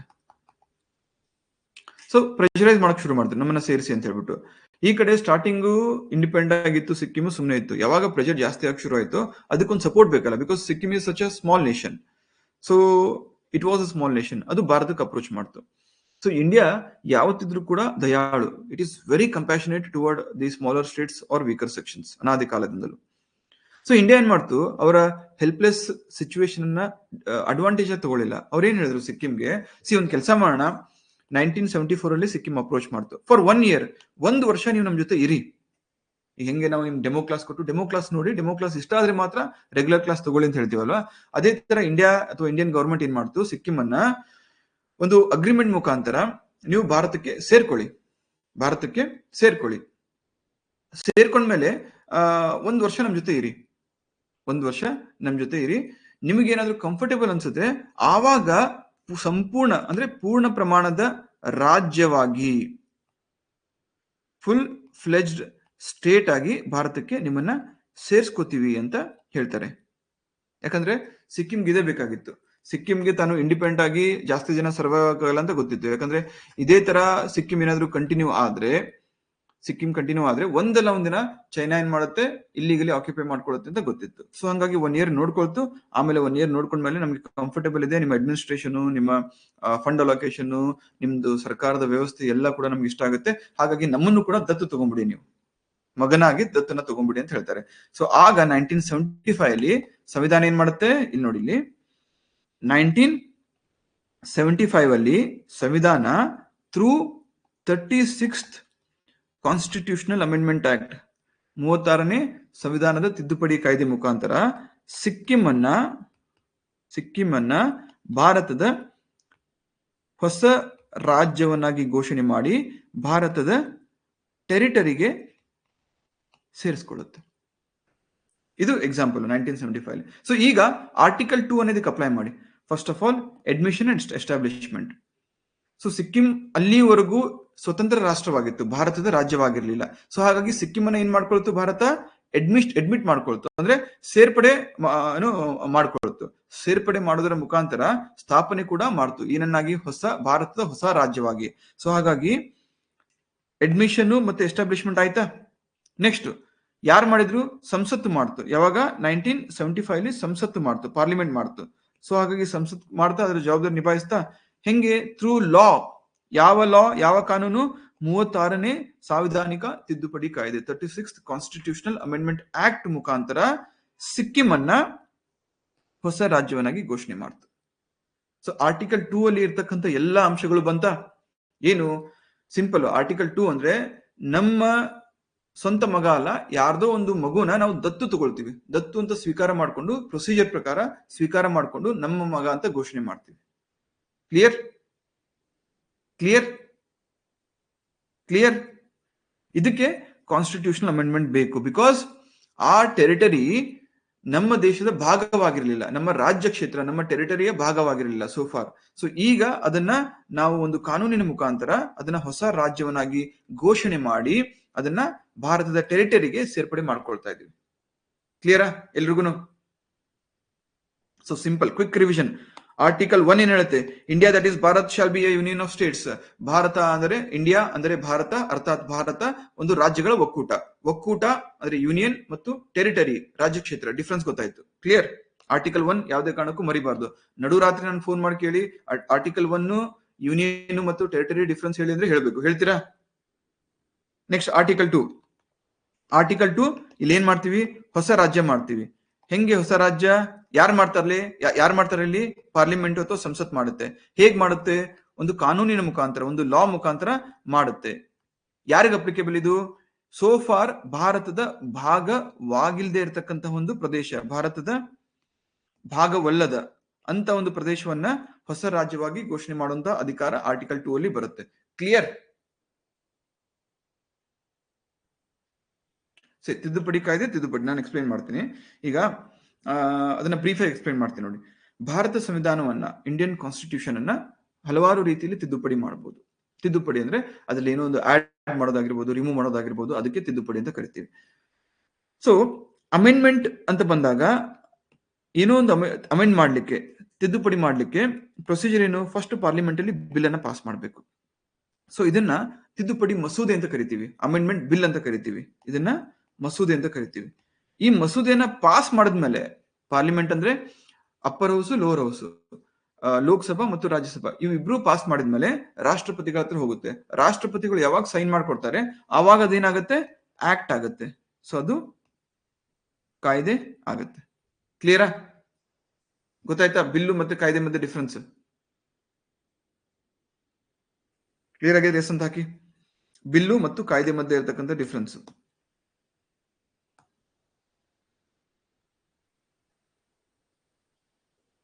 ಬೇಗ ಫಾಸ್ಟ್ ಆಗಿ, ಸ್ವಲ್ಪ ಸ್ಪೀಡ್ ಆಗಿ ಹೋಗೋಣ ಅಂತೆ.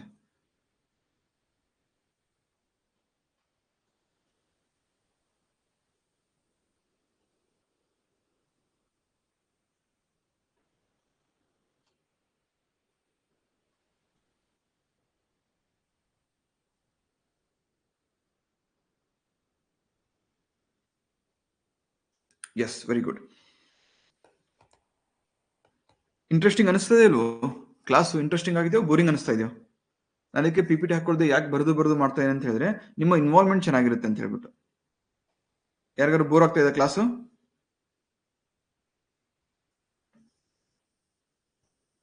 ಎಸ್, ಯಾವ ವರ್ಷದಲ್ಲಿ ಆ ಬಿಲ್ಲು ಆಕ್ಟ್ ಆಗಿ ಪಾಸ್ ಆಗುತ್ತೋ ಅದನ್ನ ಆ ಇಯರ್ ಅನ್ನ ಕನ್ಸಿಡರ್ ಮಾಡ್ತೀವಿ. Yes, fine. ಈಗ ಆರ್ಟಿಕಲ್ ನಂಬರ್ 3. ಆರ್ಟಿಕಲ್ 2 ಅಲ್ಲಿ ಹೊಸ ರಾಜ್ಯ ರಚನೆ ಮಾಡ್ತೀವಿ. ಆರ್ಟಿಕಲ್ 3 ಅಲ್ಲೂ ಕೂಡ ಹೊಸ ರಾಜ್ಯ ಅಥವಾ ನ್ಯೂ ಸ್ಟೇಟ್ಸ್ ಅನ್ನ ರಚನೆ ಮಾಡ್ತೀವಿ. ಏನ್ ಡಿಫ್ರೆನ್ಸ್ ಅಂತ ಹೇಳ್ತೀನಿ, ವೇಟ್. ಹೊಸ ರಾಜ್ಯಗಳ ರಚನೆ ಅಥವಾ new States, formation of new States and alteration of area boundaries or names of existing states. Alteration of area boundaries or names of existing states ಅಂದ್ರೆ ಪ್ರಸ್ತುತ ಇರತಕ್ಕಂತಹ ರಾಜ್ಯಗಳ ಪ್ರದೇಶ, ಸರಹದ್ದು ಅಥವಾ ಹೆಸರುಗಳ ಬದಲಾವಣೆ. ಪ್ರಸ್ತುತವಾಗಿರ್ತಕ್ಕಂತಹ ರಾಜ್ಯಗಳ ಪ್ರದೇಶ, ಸರಹದ್ದು ಮತ್ತು ಹೆಸರುಗಳ ಬದಲಾವಣೆ. ಇದು ಆರ್ಟಿಕಲ್ 3 ಅಲ್ಲಿ ಬರುತ್ತೆ. ಸೊ ಸಿಂಪಲ್ ಆಗಿ ಹೇಳಬೇಕು ಅಂದ್ರೆ, ಯಾರ್ದೋ ಒಬ್ಬರ ನಮ್ಗೆ ನಮ್ಮ ಬ್ಲಡ್ ಲೈನ್ ಅಲ್ಲಿ ಅಥವಾ ನಮ್ಮ ರಕ್ತ ಸಂಬಂಧವಲ್ಲದ ಒಂದು ಮಗುವನ್ನ ನಾವು ದತ್ತು ತಗೊಂಡ್ರೆ, ಅದನ್ನು ದತ್ತು ತಗೊಂಡು ಹೊಸ ನಮ್ಮದೇ ಮಗ ಅಂತ ಹೇಳ್ಬಿಟ್ಟು ನಾವು ಡಿಕ್ಲೇರ್ ಮಾಡಿದ್ರೆ ಆರ್ಟಿಕಲ್ 2 ಅಲ್ಲಿ ಬರುತ್ತೆ. ಅಂದ್ರೆ ನಮ್ಮ ದೇಶದ ಭಾಗವಲ್ಲದೆ ಇರತಕ್ಕಂತಹ ಒಂದು ಪ್ರದೇಶವನ್ನ ತಗೊಂಡು ನಮ್ಮ ದೇಶದ ರಾಜ್ಯ ಅಂತ ಡಿಕ್ಲೇರ್ ಮಾಡಿದ್ರೆ ಆರ್ಟಿಕಲ್ 2 ಬರುತ್ತೆ.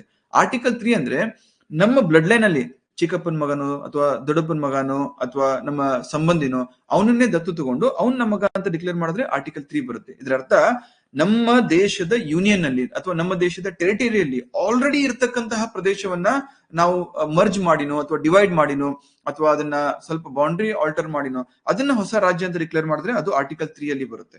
ಸೊ ಇದ್ರ ಜೊತೆಗೆ ಎಕ್ಸಿಸ್ಟಿಂಗ್ ಸ್ಟೇಟ್ಸ್ ಬೌಂಡ್ರೀಸ್ ಇನ್ಕ್ರೀಸ್ ಮಾಡೋದಾಗಿರ್ಬೋದು, ಡಿಕ್ರೀಸ್ ಮಾಡೋದಾಗಿರ್ಬೋದು ಅಥವಾ ರೀನೇಮ್ ಮಾಡೋದಾಗಿರ್ಬೋದು, ಅಂದ್ರೆ ಮರು ನಾಮಕರಣ ಮಾಡೋದಾಗಿರ್ಬೋದು, ಅದು article 3 of the Indian constitution ಅಲ್ಲಿ ಬರುತ್ತೆ. Simple explanation. ಫಾರ್ ಎಕ್ಸಾಂಪಲ್, 2014ರಲ್ಲಿ ಆಂಧ್ರ ಪ್ರದೇಶ ಹೋಗಿ ಆಂಧ್ರ ಪ್ರದೇಶ ಮತ್ತು ತೆಲಂಗಾಣ ಆಯ್ತು. ಇಲ್ಲಿ ತೆಲಂಗಾಣ ಅನ್ನೋ ಹೊಸ ರಾಜ್ಯ ರಚನೆ ಆಯ್ತು. So a new state called Telangana was created. Yes or no? S.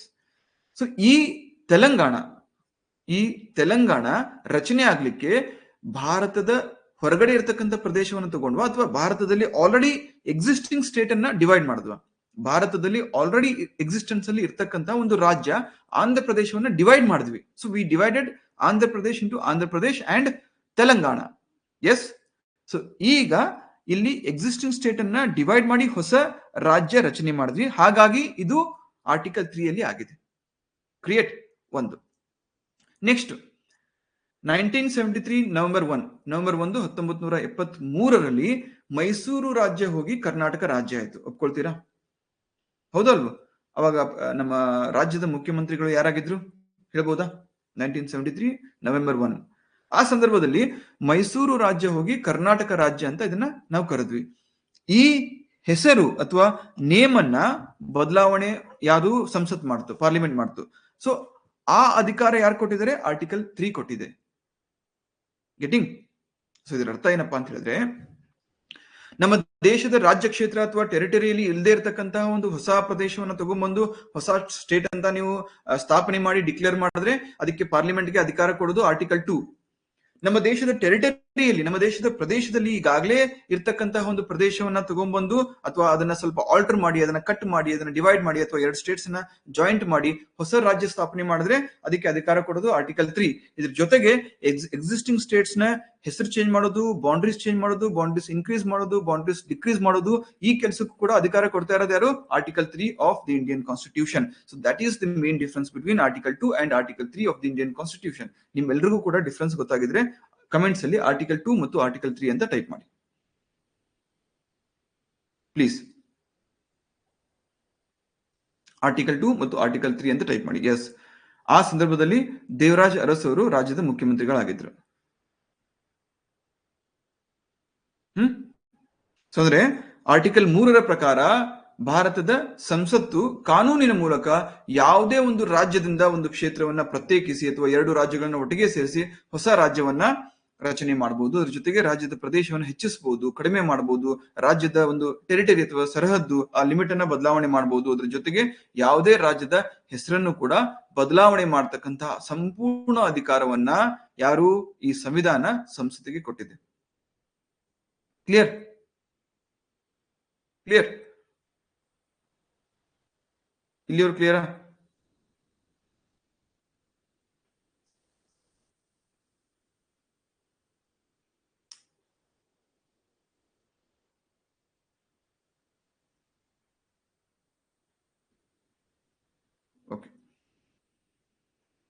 S, ಇಲ್ಲಿಗೆ ಮುಗಿಲಿಲ್ಲ ಪಾಠ. ಇದು ಆರ್ಟಿಕಲ್ 3ರಲ್ಲಿ ಇನ್ನು ಸ್ವಲ್ಪ ಇದೆ. ಆರ್ಟಿಕಲ್ 3 ಇಷ್ಟಕ್ಕೆ ಮುಗಿಯಲ್ಲ. ಇಷ್ಟೆಲ್ಲ ಮಾಡಿ ನೀವು ತೊಂದರೆ ಇಲ್ಲ ಅಂದ್ರೆ ಯಾರು ಹೇಳ್ತಾ ಇದಾರೆ?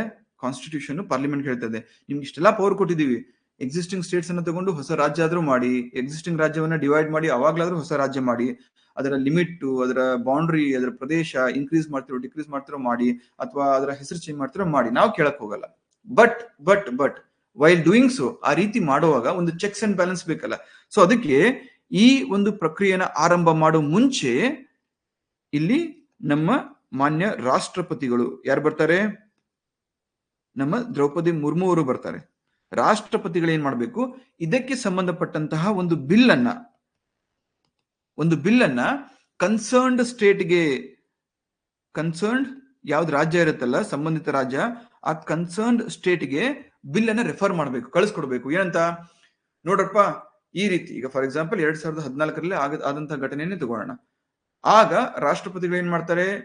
ನೋಡಪ್ಪ ಆಂಧ್ರ ಪ್ರದೇಶ, ನಾವೇನ್ ಮಾಡ್ತಾ ಇದೀವಿ, ನೀನು ಒಂದೇ ಒಂದು ದೊಡ್ಡ ರಾಜ್ಯವಾಗಿದೆಯಾ, ಹಂಗಾಗಿ ಅಡ್ಮಿನಿಸ್ಟ್ರೇಷನ್ ಮಾಡೋದು ಕಷ್ಟ ಆಗ್ತಾ ಇದೆ, ಕೆಲವೊಂದಿಷ್ಟು ಪ್ರದೇಶಗಳು ಇಗ್ನೋರ್ ಆಗ್ತಾ ಇದಾವೆ.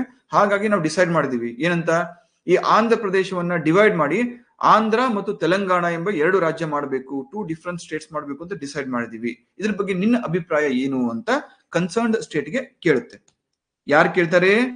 ರಾಷ್ಟ್ರಪತಿ ಕೇಳ್ತಾರೆ. ಹೇಗೆ? ಒಂದು ಬಿಲ್ ಮುಖಾಂತರ ಕನ್ಸರ್ನ್ ಸ್ಟೇಟ್ಗೆ ಏನು ಕೇಳ್ತಾರೆ? ಅದರ ಒಪಿನಿಯನ್ ನ ಕೇಳುತ್ತೆ. ಸೊ ಈಗ ಕನ್ಸರ್ನ್ಡ್ ಸ್ಟೇಟು ತನಗೆ ಇಷ್ಟ ಇದೆ ಅಂತ ಹೇಳಿದ್ರು ಓಕೆ, ಹೊಸದಾಗಿ ರಾಜ್ಯ ಮಾಡ್ಬೇಡ್ರಪ್ಪ ಅಂತ ಹೇಳಿದ್ರು ಓಕೆ, ಇಲ್ಲ ಮಾಡಿ ಅಂತ ಹೇಳಿದ್ರು ಓಕೆ. ಆ ಒಂದು ಒಪಿನಿಯನ್ ಏನಿರುತ್ತೆ ಅದನ್ನ ಪಾರ್ಲಿಮೆಂಟ್ ಕನ್ಸಿಡರ್ ಮಾಡಬಹುದು, ಮಾಡದೇ ಇರಬಹುದು. ಅಂದ್ರೆ which means this opinion is not binding. This opinion, ಯಾವ ಒಪಿನಿಯನ್? ಕನ್ಸರ್ನ್ಡ್ ರಾಜ್ಯ ಕೊಟ್ಟಂತಹ ಒಪಿನಿಯನ್ ಸಂಸತ್ತಿನ ಮೇಲೆ ಬೈಂಡಿಂಗ್ ಆಗಿರಲ್ಲ. ಅಂದ್ರೆ ಆ ಒಂದು ಒಪಿನಿಯನ್ ಅನ್ನ, ಆ ಒಂದು ಅನಿಸಿಕೆಯನ್ನ, ಕನ್ಸರ್ನ್ಡ್ ಸ್ಟೇಟ್ ಗವರ್ಮೆಂಟ್ ಅನಿಸಿಕೆಯನ್ನ ಸಂಸತ್ತು ಕನ್ಸಿಡರ್ ಮಾಡಬಹುದು, ಕನ್ಸಿಡರ್ ಮಾಡದೆ ಕೂಡ ಇರಬಹುದು. ಓಕೆ, ನಮ್ಗೆ ಆಂಧ್ರವನ್ನ ಡಿವೈಡ್ ಮಾಡಬೇಡಿ ಅಂತ ಆಂಧ್ರ ಪ್ರದೇಶ ಹೇಳ್ಬೋದು, ಅಥವಾ ಡಿವೈಡ್ ಮಾಡಿ ಅಂತ ಹೇಳ್ಬೋದು. ಏನ್ ಹೇಳಿದ್ರು ಕೂಡ ಪಾರ್ಲಿಮೆಂಟ್ ತನಗೇನ್ ಸರಿ ಅನ್ಸುತ್ತೋ ಅದನ್ನೇ ಇಂಡಿಪೆಂಡೆಂಟ್ ಆಗಿ ಡಿಸಿಷನ್ ತಗೊಳುತ್ತೆ. ಇಂಡಿಪೆಂಡೆಂಟ್ ಆಗಿ ಡಿಸಿಷನ್ ತಗೊಂಡು ಆ ನಿಟ್ಟಿನಲ್ಲಿ ಬಿಲ್ ಅನ್ನ ಪಾಸ್ ಮಾಡುತ್ತೆ. ಕ್ಲಿಯರ್? ಅರ್ಥ ಆಯ್ತಾ? ಇಲ್ಲಿವರೆಗೆ ಅರ್ಥ ಆಯ್ತಾ? ಇದನ್ನ ಮತ್ತೆ ಎಕ್ಸ್ಪ್ಲೇನ್ ಮಾಡ್ತೀನಿ, ಡೋಂಟ್ ವರಿ.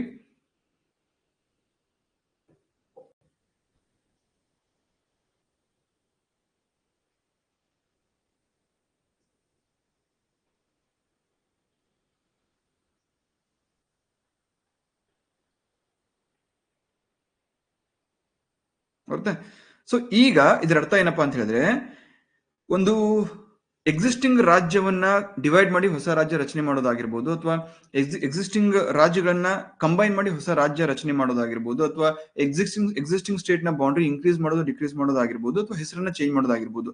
ಈ ಏನೇ ಬದಲಾವಣೆ ಮಾಡಬೇಕಾದ್ರೂ ಕೂಡ first and foremost president of India ಏನ್ ಮಾಡ್ಬೇಕು? ಆ ಬಿಲ್ ಅನ್ನ ರೆಕಮೆಂಡ್ ಮಾಡಬೇಕು. ಸೊ ಪಾರ್ಲಿಮೆಂಟ್ಗೆ ಮನಸ್ಸು ಬಂತು ಅಂತ ಹೇಳ್ಬಿಟ್ಟು ಅದು ಒಂದು ಪ್ರಕ್ರಿಯೆಯನ್ನ ಸ್ಟಾರ್ಟ್ ಮಾಡ್ಲಿಕ್ಕೆ ಆಗಲ್ಲ. For this to be happen, recommendation of the president is very much necessary. So ರಾಷ್ಟ್ರಪತಿಗಳು ಬಿಲ್ ಅನ್ನ ಇಂಟ್ರೊಡ್ಯೂಸ್ ಮಾಡಿ, yes you can go ahead ಅಂತ ಹೇಳಿದಾಗ ಮಾತ್ರ ಪಾರ್ಲಿಮೆಂಟ್ ಅಲ್ಲಿ ಆ ಬಿಲ್ ಅನ್ನ ಇಂಟ್ರೊಡ್ಯೂಸ್ ಮಾಡಬೇಕು. ಬಟ್ ಆ ರೀತಿ ಪಾರ್ಲಿಮೆಂಟ್ ಅಲ್ಲಿ ಇಂಟ್ರೊಡ್ಯೂಸ್ ಮಾಡೋ ಮುಂಚೆ ಸೇಮ್ ಬಿಲ್ ಅನ್ನ ಕನ್ಸರ್ನ್ ಸ್ಟೇಟ್ಗೆ ರಾಷ್ಟ್ರಪತಿಗಳೇ ರೆಫರ್ ಮಾಡ್ತಾರೆ. ನೋಡ್ರಪ್ಪ, ನಿಮ್ ರಾಜ್ಯಕ್ಕೆ ಸಂಬಂಧಪಟ್ಟಂತೆ ಈ ಬದಲಾವಣೆ, ಈ ಚೇಂಜ್ ತರ್ತಾ ಇದೀವಿ, ವಾಟ್ ಈಸ್ ಯುವರ್ ಒಪಿನಿಯನ್? ನಿಮ್ ಒಪಿನಿಯನ್ ಅನ್ನ ಇಂತಿಷ್ಟು ನಿರ್ದಿಷ್ಟ ಅವಧಿಯಲ್ಲಿ ತಿಳಿಸಿ ಅಂತ ಹೇಳ್ಬಿಟ್ಟು ರಾಷ್ಟ್ರಪತಿಗಳು ಒಂದು ಟೈಮ್ ಪೀರಿಯಡ್ ಅನ್ನ ನಿಗದಿ ಮಾಡಬಹುದು. 1 ಮಂತ್, 1 ವೀಕ್, 1 ಡೇ ಅಥವಾ 1 ಅವರ್ ಅಂತ ಹೇಳ್ಬಿಟ್ಟು. ಇಲ್ಲ, ರಾಷ್ಟ್ರಪತಿಗಳು ಇದನ್ನ ಕೊಡ್ತಾರೆ, ಸ್ವಲ್ಪ ಟೈಮ್ ನೋಡ್ತಾರೆ, ರಾಜ್ಯದ ಕಡೆಯಿಂದ ಏನು ಒಪಿನಿಯನ್ ಬರ್ದೇ ಇದ್ರೆ, ಅಥವಾ ಒಪಿನಿಯನ್ ಬಂದ್ರೂ ಕೂಡ ಪಾರ್ಲಿಮೆಂಟ್ ಏನ್ ಮಾಡಬಹುದು? ತನಗೆ ಯಾವ್ದು ಸರಿ ಅನ್ಸುತ್ತೋ ಅದನ್ನ ಇಂಡಿಪೆಂಡೆಂಟ್ ಆಗಿ ಡಿಸಿಷನ್ ತಗೊಂಡು ಒಂದು ಆಕ್ಟ್ ಅನ್ನ ಪಾಸ್ ಮಾಡಬಹುದು, ಬಿಲ್ ಅನ್ನ ಪಾಸ್ ಮಾಡಬಹುದು.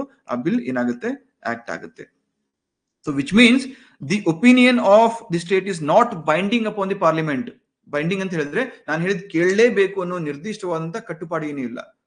ಸೊ ರಾಜ್ಯ ಹೇಳಿದ್ದು ಅಷ್ಟೇ, ಹೇಳದೇ ಇದ್ರು ಅಷ್ಟೇ, ಪಾರ್ಲಿಮೆಂಟ್ ತನಗೆ ಏನ್ ಅನ್ಸುತ್ತೋ ಅದು ಮಾಡೇ ಮಾಡುತ್ತೆ. ಅಂದ್ರೆ ನಾಮಕೆ ವಾಸ್ತೆ ಅಂತೀವಲ್ಲ, ಸೊ ರಾಜ್ಯದ ಒಪಿನಿಯನ್ ಏನಾಗುತ್ತೆ? ನಾಮಕೆ ವಾಸ್ತೆ ಆಗುತ್ತೆ. ಆರ್ಟಿಕಲ್ 3 ಚೊಕ್ಕಾಗಿ ಅರ್ಥ ಆಗಿರ್ಬೇಕು ಎಲ್ರಿಗೂ. ಈಗ ಎಷ್ಟು ಜನಕ್ಕೆ ಪಕ್ಕ ಅರ್ಥ ಆಯ್ತು? ಆರ್ಟಿಕಲ್ 3 ಅಂತ ಟೈಪ್ ಮಾಡಿ. ಎಷ್ಟು ಜನಕ್ಕೆ ಆರ್ಟಿಕಲ್ 3 ಪಕ್ಕಾ ಅರ್ಥ ಆಯ್ತು? ಆರ್ಟಿಕಲ್ 3 ಅಂತ ಟೈಪ್ ಮಾಡಿ ಬೇಗ.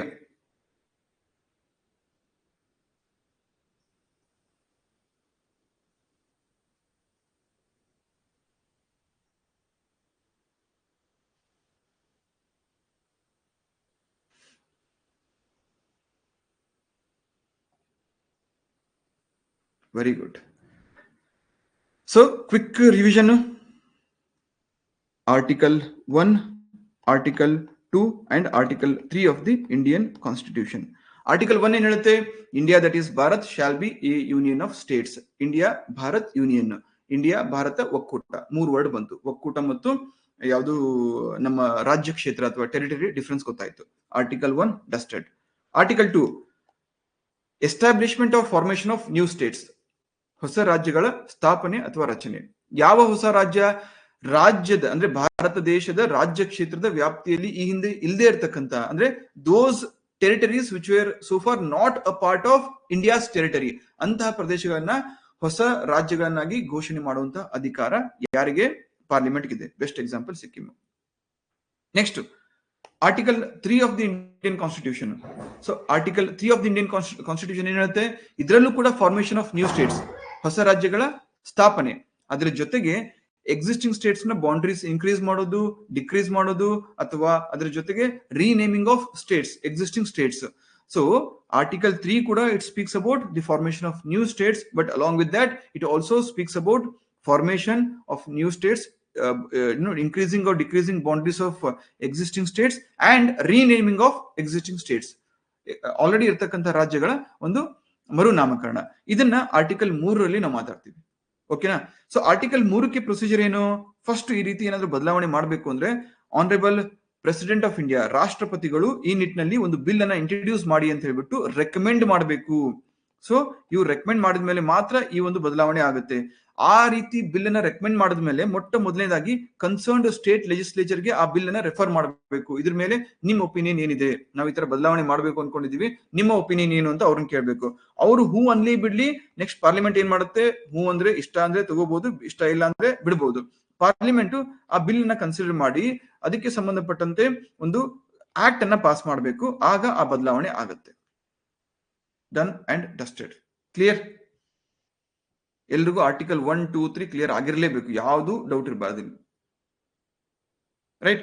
ಸೊ ಇಲ್ಲಿ ರಾಷ್ಟ್ರಪತಿಗಳು ಸ್ಟೇಟ್ಗೆ, ಕನ್ಸರ್ನ್ ಸ್ಟೇಟ್ಗೆ ರೆಕಮೆಂಡ್ ಮಾಡಿದಾಗ, ಅದು ರೆಫರ್ ಮಾಡಿದಾಗ ಅಲ್ಲಿ ಟೈಮ್ ಪೀರಿಯಡ್ ಅನ್ನ ಅವರು ಏನು ಪ್ರಿಸ್ಕ್ರೈಬ್ ಮಾಡಬಹುದು ಅಥವಾ ಪ್ರಿಸ್ಕ್ರೈಬ್ ಮಾಡದೆ ಕೂಡ ಇರಬಹುದು.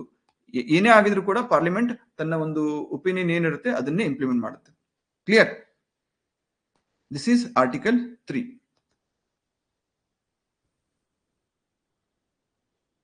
ಇಲ್ಲಿಯವರು ಕ್ಲಿಯರ್ ಆಯ್ತಾ ಎಲ್ರಿಗೂ?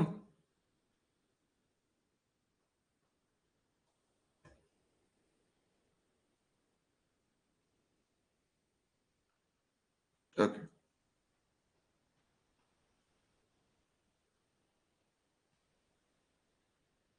ಎಸ್. ಈಗ ಆರ್ಟಿಕಲ್ 4 ಏನ್ ಹೇಳುತ್ತೆ?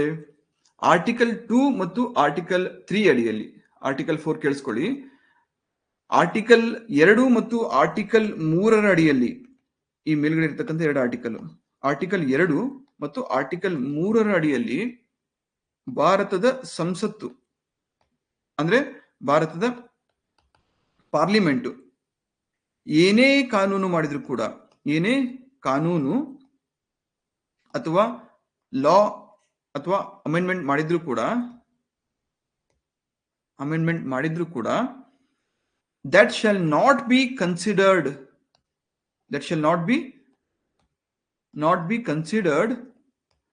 as amendment under article 368, as amendment under article 368. ಏನ್ ಸರ್ ಹೊಸದಾಗಿ ಹೇಳ್ತಾ ಇದ್ದೀರಾ ಅಂತ ಕೇಳಬೇಡಿ. ಸಿ ಆರ್ಟಿಕಲ್ 4 ಏನ್ ಹೇಳುತ್ತೆ? ಆರ್ಟಿಕಲ್ 2 ಮತ್ತು ಆರ್ಟಿಕಲ್ 3 ಪ್ರಕಾರ ಭಾರತದ ಸಂಸತ್ತು ಏನೇ ಬದಲಾವಣೆ ಅಥವಾ ಏನೇ ಕಾನೂನು ಅಥವಾ ಏನೇ ಅಮೆಂಡ್ಮೆಂಟ್ ಮಾಡಿದ್ರು ಕೂಡ ಅದನ್ನ ಆರ್ಟಿಕಲ್ 368 ಅಂಡರ್ ಮೆನ್ಷನ್ ಮಾಡಿರ್ತಕ್ಕಂತಹ ಅಮೆಂಡ್ಮೆಂಟ್ ಪ್ರೊಸೀಜರ್ ಅಡಿಯಲ್ಲಿ ಕನ್ಸಿಡರ್ ಮಾಡಲ್ಲ. ಅರ್ಥ ಆಯ್ತಾ? ಒಂದನೇದ್ದು ಎಕ್ಸ್ಪ್ಲೇನ್ ಮಾಡ್ತೀನಂತೆ. ಎರಡನೇ ಪಾಯಿಂಟ್, ಆರ್ಟಿಕಲ್ 2 ಮತ್ತು ಆರ್ಟಿಕಲ್ 3ರ ಅಡಿಯಲ್ಲಿ ಏನೇ ಬದಲಾವಣೆ ಮಾಡಿದ್ರು ಕೂಡ ಸಂಸತ್ತು ಅದು ಆಟೋಮೆಟಿಕಲಿ ಅನುಸೂಚಿ ಅಥವಾ ಶೆಡ್ಯೂಲ್, ಯಾವ ಶೆಡ್ಯೂಲು? ಶೆಡ್ಯೂಲ್ 1 and 4, ಅನುಸೂಚಿ 1 ಮತ್ತು ಅನುಸೂಚಿ 4ಕ್ಕೆ ಬೈ ಡಿಫಾಲ್ಟ್ ಅಮೆಂಡ್ಮೆಂಟ್ ಆಗಿದೆ ಅಂತ ಕನ್ಸಿಡರ್ ಮಾಡಬೇಕಂತೆ. ಅನುಸೂಚಿ 1 ಶೆಡ್ಯೂಲ್ 1 ಅಲ್ಲಿ ಏನಿದೆ? ಇಂಡಿಯಾ ಅಂಡ್ ಸ್ಟೇಟ್ಸ್, ಭಾರತ ಮತ್ತು ಅದರ ಒಕ್ಕೂಟ, ಅದರ ರಾಜ್ಯ ಕ್ಷೇತ್ರ, ಸಾರಿ ಅದರ ರಾಜ್ಯಗಳು. ಸೊ ಇಂಡಿಯಾ ಅಂಡ್ ಸ್ಟೇಟ್ಸ್ ಬರೋದು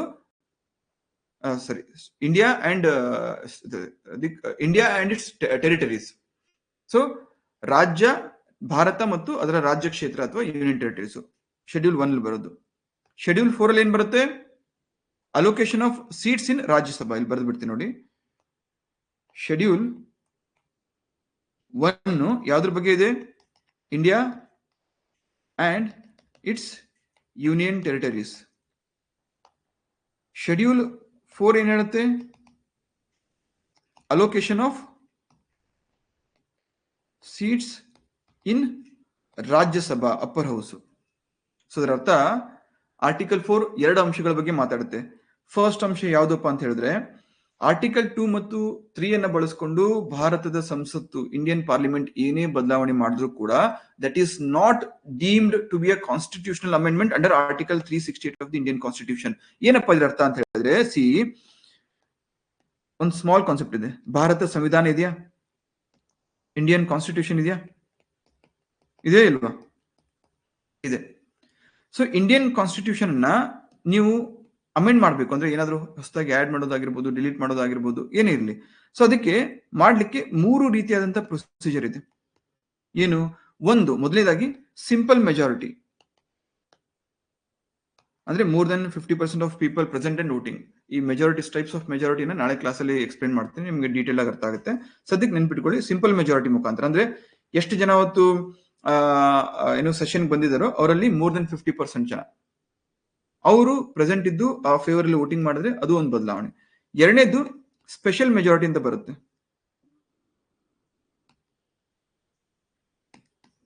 majority of more than 2/3 people present and voting. Next special majority plus ratification by at least half of the states. ಎರಡನ್ನು ನಾಳೆ ಕ್ಲಾಸಲ್ಲಿ ಹೇಳ್ತೀನಿ, ನಿಮ್ಗೆ ಚೆನ್ನಾಗಿ ಅರ್ಥ ಆಗುತ್ತೆ. Ratification of half of states ಅಂದ್ರೆ ಅರ್ಧಕ್ಕಿಂತ ಹೆಚ್ಚಿಗೆ ರಾಜ್ಯಗಳು ಒಪ್ಪಿಗೆ ಸೂಚಿಸಬೇಕು. ಅಂದ್ರೆ ಸಂವಿಧಾನದಲ್ಲಿ ಕೆಲವೊಂದಿಷ್ಟು ಅಂಶಗಳು ಯಾವ ರೀತಿ ಇದಾವೆ ಅಂದ್ರೆ ಅದರಲ್ಲಿ ಏನಾದ್ರೂ ಬದಲಾವಣೆ ಆದ್ರೆ ಅದಕ್ಕೆ ಆ ಬದಲಾವಣೆ ರಾಜ್ಯಗಳಿಗೂ ಕೂಡ ಅಫೆಕ್ಟ್ ಆಗುತ್ತೆ. ಸೊ ಅಂತಹ ಪ್ರಾವಿಷನ್ಸ್ ಅನ್ನ ಬದಲಾವಣೆ ಮಾಡಬೇಕು ಅಂದ್ರೆ ರಾಜ್ಯಗಳ ಒಪ್ಪಿಗೆ ಕೂಡ ಬೇಕು. ಫಾರ್ ಎಕ್ಸಾಂಪಲ್ ಫಂಡಮೆಂಟಲ್ ರೈಟ್ಸ್ ಅಥವಾ election of president, right? So ಕೆಲವೊಂದಿಷ್ಟು ತಿದ್ದುಪಡಿಗಳಿಗೆ, ಅಮೆಂಡ್ಮೆಂಟ್ಗಳಿಗೆ ರಾಜ್ಯಗಳ ಒಪ್ಪಿಗೆ ಅವಶ್ಯಕತೆ ಇಲ್ಲ. ಸೊ ಅದನ್ನ ಬರೀ ಸ್ಪೆಷಲ್ ಮೆಜಾರಿಟಿ ಅಂತ ಕರಿತೀವಿ.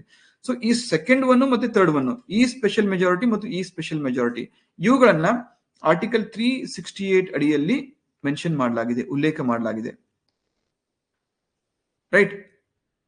ನೆಕ್ಸ್ಟ್ ಇನ್ನೊಂದು type of majority, simple majority ಏನಿದೆಯಲ್ಲ, ಇದನ್ನ ಆರ್ಟಿಕಲ್ 368 ಅಡಿಯಲ್ಲಿ ಕನ್ಸಿಡರ್ ಮಾಡಲ್ಲ. ಬಟ್ ಆದ್ರೂ ಕೂಡ ಇದನ್ನ ಬಳಸ್ಕೊಂಡು ನಮ್ಮ ದೇಶದ ಸಂವಿಧಾನವನ್ನ ಎಲ್ಲಿ ಬೇಕೋ ಅಲ್ಲಿ ತಿದ್ದುಪಡಿ ಮಾಡಬಹುದು. For example article 2 and 3.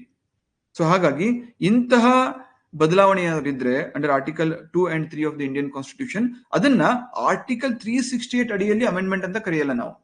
That is not deemed to be a constitutional amendment under article 368. 368ರ ವಿಧಿ 368ರ ಅಡಿಯಲ್ಲಿ ಅದನ್ನ ತಿದ್ದುಪಡಿ ಅಂತ ಕನ್ಸಿಡರ್ ಮಾಡಲ್ಲ.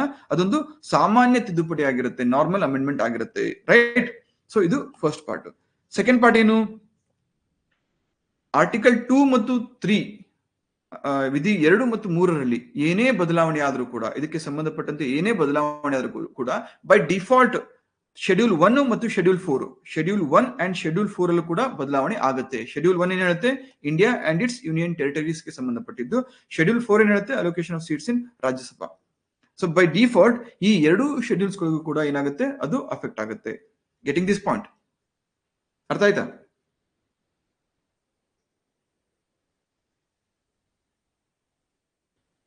ಅಂಡರ್ಸ್ಟುಡ್?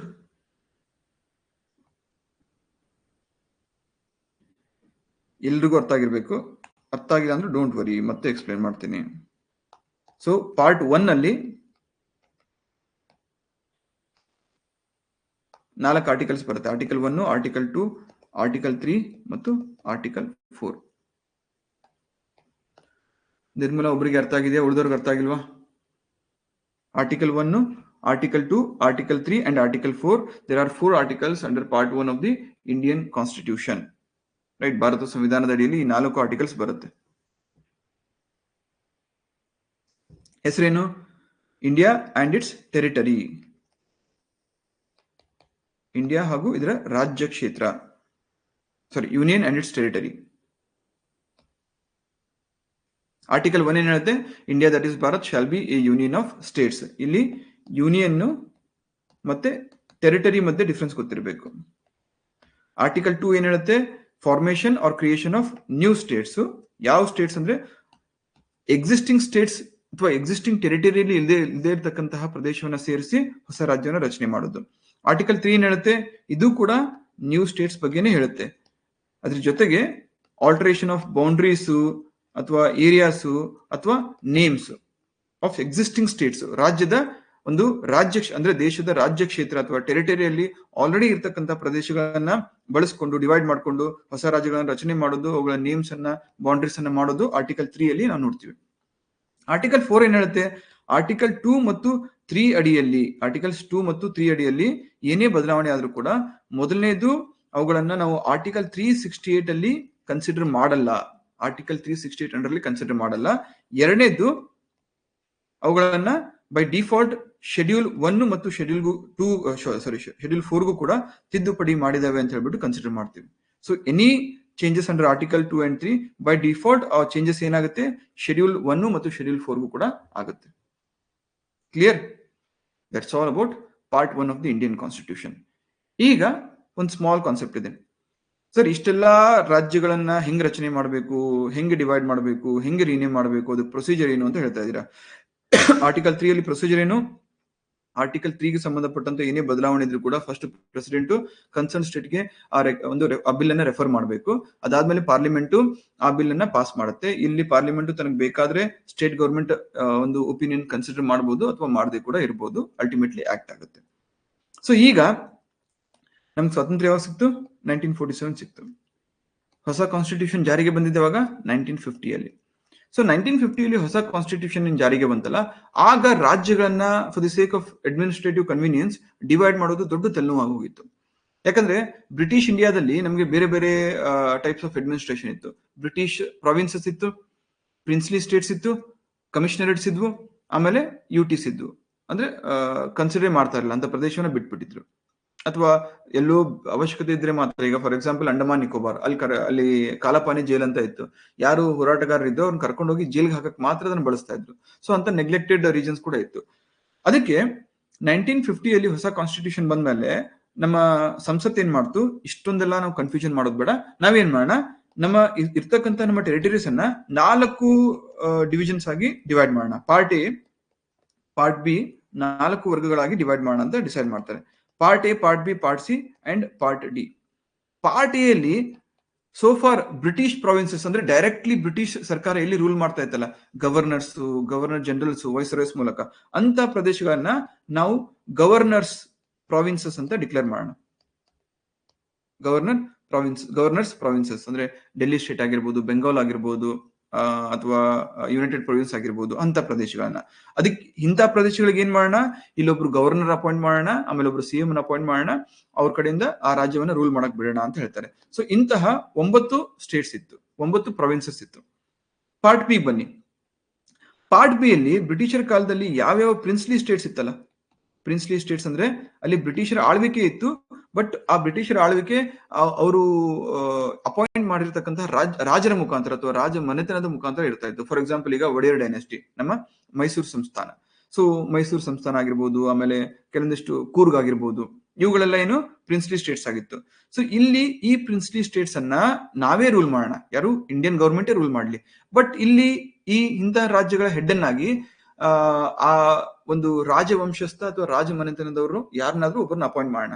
ಈಕ್ವಲೆಂಟ್ ಟು ಗವರ್ನರ್, ಆ ತರ ಅಪಾಯಿಂಟ್ ಮಾಡಿ ಅವರ ಅಂಡರ್ ಆ ಒಂದು ರಾಜ್ಯವನ್ನ ರೂಲ್ ಮಾಡೋಣ. ಅಲ್ಲೂ ಕೂಡ ಅಫ್ಕೋರ್ಸ್ ಸಿಎಂ ಇರ್ತಾರೆ, ಎಲೆಕ್ಟೆಡ್ MLAs ಇರ್ತಾರೆ, ಬಟ್ ಆ ರಾಜ್ಯದ ನಾಮಿನಲ್ ಹೆಡ್ ಆಗಿರ್ತಾರೆ. ಹೆಡ್ ಯಾರಾಗಿರ್ತಾರೆ, ಬೇರೆ ಸ್ಟೇಟ್ ಅಲ್ಲಿ ಯಾರು ಗವರ್ನರ್ ಆಗಿರ್ತಾರೋ ಅಲ್ಲಿ ಆ ರಾಜ ಮನೆತನಕ್ಕೆ ಸಂಬಂಧಪಟ್ಟವ್ರನ್ನೇ ನಾವು ಗವರ್ನರ್ ಮಾಡೋಣ ಅಂತ, ರೈಟ್. ಸೊ ಈ ತರ ನಮ್ಗೆ ಇಲ್ಲಿ 9 ಪ್ರಾವಿನ್ಸಸ್ ಬಂತು ಪಾರ್ಟ್ ಬಿ ಅಲ್ಲಿ. ಪಾರ್ಟ್ ಸಿ ಅಲ್ಲಿ ಬ್ರಿಟಿಷರ ಆಳ್ವಿಕೆಯಲ್ಲಿ ದೇವೇರ್ ಕಮಿಷನರೇಟ್ಸ್. ಕಮಿಷನರೇಟ್ಸ್ ಅಂದ್ರೆ ಬ್ರಿಟಿಷ್ ಏನ್ ಮಾಡೋದು ಗೊತ್ತಾ, ತುಂಬಾ ಚಾಲು. ಎಲ್ಲಾ ಕಡೆ ನಾವು ಪ್ರಾವಿನ್ಸಸ್ ಮಾಡ್ಕೊಂಡು ಹೋದ್ರೆ ಅದನ್ನ ರೂಲ್ ಮಾಡೋದು ಕಷ್ಟ ಆಗುತ್ತೆ. ಅಡ್ಮಿನಿಸ್ಟ್ರೇಷನ್ ತಲೆನೋವು, ಮ್ಯಾನ್ ಪವರ್ ತಲೆನೋವು, ಆಮೇಲೆ ಏನು ಸ್ಪೆಂಡ್ ಮಾಡ್ಬೇಕು, ಎಕ್ಸ್ಪೆಂಡಿಚರ್ ಬಜೆಟ್ ಎಲ್ಲ ಮಾಡ್ಬೇಕು, ದೊಡ್ಡ ತಲೆನೋವು.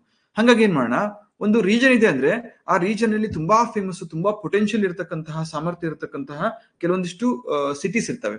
ಫಾರ್ ಎಕ್ಸಾಂಪಲ್ ಈಗ ಭೋಪಾಲು, ಆಮೇಲೆ ಡೆಲ್ಲಿ, ಆಮೇಲೆ ಈ ಬೆಂಗಳೂರು. ಸೊ ಇಂಥ ರೀಜನ್ಸ್ ಅನ್ನ ನಾವು ಕಮಿಷನರೇಟ್ಸ್ ಆಗಿ ಮಾಡೋಣ. ಅಂದ್ರೆ ಆ ರಾಜ್ಯದಲ್ಲಿ ಪ್ರಿನ್ಸಿಲಿ ಸ್ಟೇಟೇ ಆಗಿರ್ಲಿ, ಬಟ್ ಪರ್ಟಿಕ್ಯುಲರ್ಲಿ ಆ ಸಿಟಿನ ನಾವು ಡೈರೆಕ್ಟ್ಲಿ ನಮ್ ಕಂಟ್ರೋಲ್ ತಗೊಳ್ಳೋಣ. ಅಲ್ಲೊಬ್ರು ಬ್ರಿಟಿಷ್ ಹೈ ಕಮಿಷನರ್ ಅನ್ನ ಏನು ಅಪಾಯಿಂಟ್ ಮಾಡೋಣ. ಸೊ ಅವರು ಇಂಡಿಪೆಂಡೆಂಟ್ ಆಗಿ ರೂಲ್ ಮಾಡ್ಲಿ. ಆ ಪ್ರಿನ್ಸ್ಲಿ ಸ್ಟೇಟ್ ಏನಿರುತ್ತಲ್ಲ ಆ ರಾಜ್ಯನ ಸಂಬಂಧನೇ ಇಲ್ಲ, ಇಂಡಿಪೆಂಡೆಂಟ್ ಆಗಿ ರೂಲ್ ಮಾಡ್ಲಿ. ಯಾಕಂದ್ರೆ ಅಲ್ಲಿ ಟ್ರೇಡ್ ಆಗ್ತಾ ಇರುತ್ತೆ, ವ್ಯಾಪಾರ ಆಗ್ತಾ ಇರುತ್ತೆ, ಹೈ ರೆವೆನ್ಯೂ ಇರುತ್ತೆ, ಒಳ್ಳೆ ಇನ್ಕಮ್ ಇರುತ್ತೆ. ಸೊ ಅಂತ ಪ್ರದೇಶ ಮಾತ್ರ ತಗೋಣ, ಒಳ್ಳೆ ತಲೆ ಓಡಿಸ್ತಾರೆ. ಸುತ್ತಮುತ್ತ ಹಳ್ಳಿ ಅಥವಾ ಬೇರೆ ಬೇರೆ ಚಿಕ್ಕ ಪುಟ್ಟ ರೀಜನ್ಸ್ ಕನ್ಸಿಡರ್ ಮಾಡ್ತಾ ಇರ್ಲಿಲ್ಲ. ಸೊ ಅಂತಹ ಕಮಿಷನರೇಟ್ಸ್ ಬ್ರಿಟಿಷರ್ ಕಾಲದಲ್ಲಿ ಇದ್ವಲ್ಲ, ಅಂತವುಗಳನ್ನ ಪಾರ್ಟ್ ಸಿ ಅಲ್ಲಿ ಇನ್ಕ್ಲೂಡ್ ಮಾಡಿದ್ರು. ಒಟ್ಟು 10 ಪ್ರದೇಶಗಳು ಪಾರ್ಟ್ ಸಿ ಅಲ್ಲಿ ಬಂತು. ನೆಕ್ಸ್ಟ್ ಪಾರ್ಟ್ ಡಿ ಅಲ್ಲಿ ಒಂದೇ ಒಂದು Andaman and Nicobar islands group. So ಇದು ಒಂದು. ಸೊ ಒಟ್ಟು 1950 ಅಲ್ಲಿ ನಮ್ಮ ದೇಶವನ್ನ for the sake of administration ಈ ತರ ಡಿವೈಡ್ ಮಾಡಿದಾಗ, part A, part B, part C, part D ಅಂತ ಡಿವೈಡ್ ಮಾಡಿದಾಗ, ಗವರ್ನರ್ಸ್ ಪ್ರಾವಿನ್ಸಸ್ ಆಗಿ 9 ಪ್ರದೇಶಗಳಿದ್ವು, ಪ್ರಿನ್ಸ್ಲಿ ಸ್ಟೇಟ್ಸ್ ಆಗಿ 9 ಪ್ರದೇಶಗಳಿದ್ವು, ಕಮಿಷನರೇಟ್ಸ್ ಆಗಿ 10 ಪ್ರದೇಶಗಳಿದ್ವು, ಅಂಡ್ ಪಾರ್ಟ್ ಡಿ ಆಗಿ ಅಂಡಮಾನ್ ನಿಕೋಬಾರ್ ಮಾತ್ರ ಇತ್ತು. ಸೊ ಒಟ್ಟು ಎಷ್ಟು? 28, 29. Getting this point? ಅರ್ಥ ಆಯ್ತಾ? ಅರ್ಥ ಆಯ್ತಾ?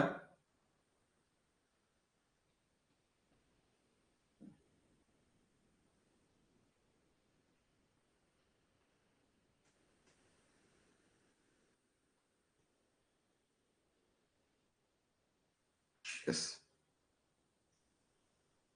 ಫೈನ್. ಸೊ ನಾಳೆ ಕ್ಲಾಸಲ್ಲಿ ಪಾರ್ಟ್ 2 ಮಾಡೋಣ. ಪಾರ್ಟ್ 2 ಮಾಡೋ ಮುಂಚೆ ನಾನು ಈ ಯಾವುದು ಹೈದರಾಬಾದು, ಜಮ್ಮು ಅಂಡ್ ಕಾಶ್ಮೀರು ಮತ್ತೆ ಜುನಾಗಢ, ಇದನ್ನ ಜವಾಹರ್ಲಾಲ್ ನೆಹರು ಮತ್ತು ಸರ್ದಾರ್ ವಲ್ಲಭಾಯ್ ಪಟೇಲ್ ಅವರು ಯಾವ ರೀತಿ ಇಂಡಿಯಾ ಅಥವಾ ಇಂಡಿಯನ್ ಟೆರಿಟರಿಗೆ ಸೇರಿಸ್ಕೊಂಡ್ರು ಅಂತ ಹೇಳ್ಬಿಟ್ಟು ಡಿಸ್ಕಸ್ ಮಾಡ್ತೀನಿ. ಆಪರೇಷನ್ ಪೋಲೋ ಹೆಂಗ್ ಬರುತ್ತೆ, ಎಲ್ಲಿ ರೆಫರೆಂಡಮ್ ಮಾಡ್ತಾರೆ, ಎಲ್ಲಿ ಇನ್ಸ್ಟ್ರೂಮೆಂಟ್ ಆಫ್ ಆಕ್ಸೆಷನ್ ಬರುತ್ತೆ, ಯಾವ ರಾಜ ಓಡ್ ಹೋಗ್ತಾನೆ, ಯಾವ ರಾಜ ಕೈಕಾಲು ಹಿಡ್ಕೊತಾನೆ, ಸೊ ಎಲ್ಲಿ ಯುನೈಟೆಡ್ ನೇಷನ್ಸ್ ಕಡೆಯಿಂದ ಕಾಲ್ ಬರುತ್ತೆ, ಅದನ್ನ ನೆಹರು ಮತ್ತೆ ವಲ್ಲಭಾಯ್ ಪಟೇಲ್ ಅವರು ಯಾವ ರೀತಿ ಫೇಸ್ ಮಾಡ್ತಾರೆ, ಈ ಎಲ್ಲ ಅಂಶಗಳನ್ನ ಡಿಸ್ಕಸ್ ಮಾಡ್ತೀನಿ. ಓಕೆ, ಸೊ ಕ್ಲಾಸ್ ಇಂಟ್ರೆಸ್ಟಿಂಗ್ ಆಗಿದೆಯಾ? ಇಂಟ್ರೆಸ್ಟಿಂಗ್ ಆಗಿದ್ರೆ ಇಂಟ್ರೆಸ್ಟಿಂಗ್ ಅಂತ ಹೇಳಿ, ಸ್ಪೀಡ್ ಇನ್ಕ್ರೀಸ್ ಮಾಡ್ಬೇಕಾದ್ರೆ ಇನ್ಕ್ರೀಸ್ ಸ್ಪೀಡ್ ಅಂತ ಹೇಳಿ, ಏನಾದ್ರು ಫೀಡ್ಬ್ಯಾಕ್ ಇದ್ರೆ ದಯವಿಟ್ಟು ಕೊಡಿ. ಸೊ ಈಗ ಈ ಪಾರ್ಟ್ 1 ನಿಮ್ಗೆ ಅರ್ಥ ಆಗಿದೆಯಲ್ಲ? ಯಾವುದೇ ಎಕ್ಸಾಮ್ ಆಗ್ಲಿ, PC ಆಗ್ಲಿ, PS ಆಗ್ಲಿ, KS ಆಗ್ಲಿ, ಇವನ್ IAS ಆಗ್ಲಿ, SSC ಆಗ್ಲಿ, ಫಾರ್ ಎನಿ ಎಕ್ಸಾಮ್ ಇಷ್ಟು ಪಾಯಿಂಟ್ಸ್ ಅನ್ನ ಹೊರತುಪಡಿಸಿ ಹೊರಗಡೆ ಎಲ್ಲಿಂದಲೂ ಸಹ ಪ್ರಶ್ನೆ ಬರ್ಲಿಕ್ಕೆ ಸಾಧ್ಯ ಇಲ್ಲ. So part 1 of the Indian constitution should be very very very very clear. Thank you so much. Fine then. So ಹಾಗಾದ್ರೆ ನಾಳೆ ಸಿಗೋಣ. Thank you so much. Take care. Have a great day. Time waste ಮಾಡಕ್ ಹೋಗ್ಬೇಡಿ. ಎಷ್ಟು ಸಾಧ್ಯನೋ ಅಷ್ಟು hard work ಮಾಡಿ, because this is the time. So ನಾಳೆ ನಿಮಗೆ ಇದ್ರ ಜೊತೆ ಎಕ್ಸ್ಟ್ರಾ ಹೋಮ್ವರ್ಕ್ ಕೊಡ್ತಾ ಹೋಗ್ತೀನಿ. ಅಂದ್ರೆ ಒಂದು ವಾರದ್ದು 15 ದಿನ ಟಾರ್ಗೆಟ್ ಅಂತ ಹೇಳಿದ್ನಲ್ಲ, ಅದನ್ನು ಕೂಡ I will discuss and I will start giving homeworks and schedules. Okay, take care. Have a great day.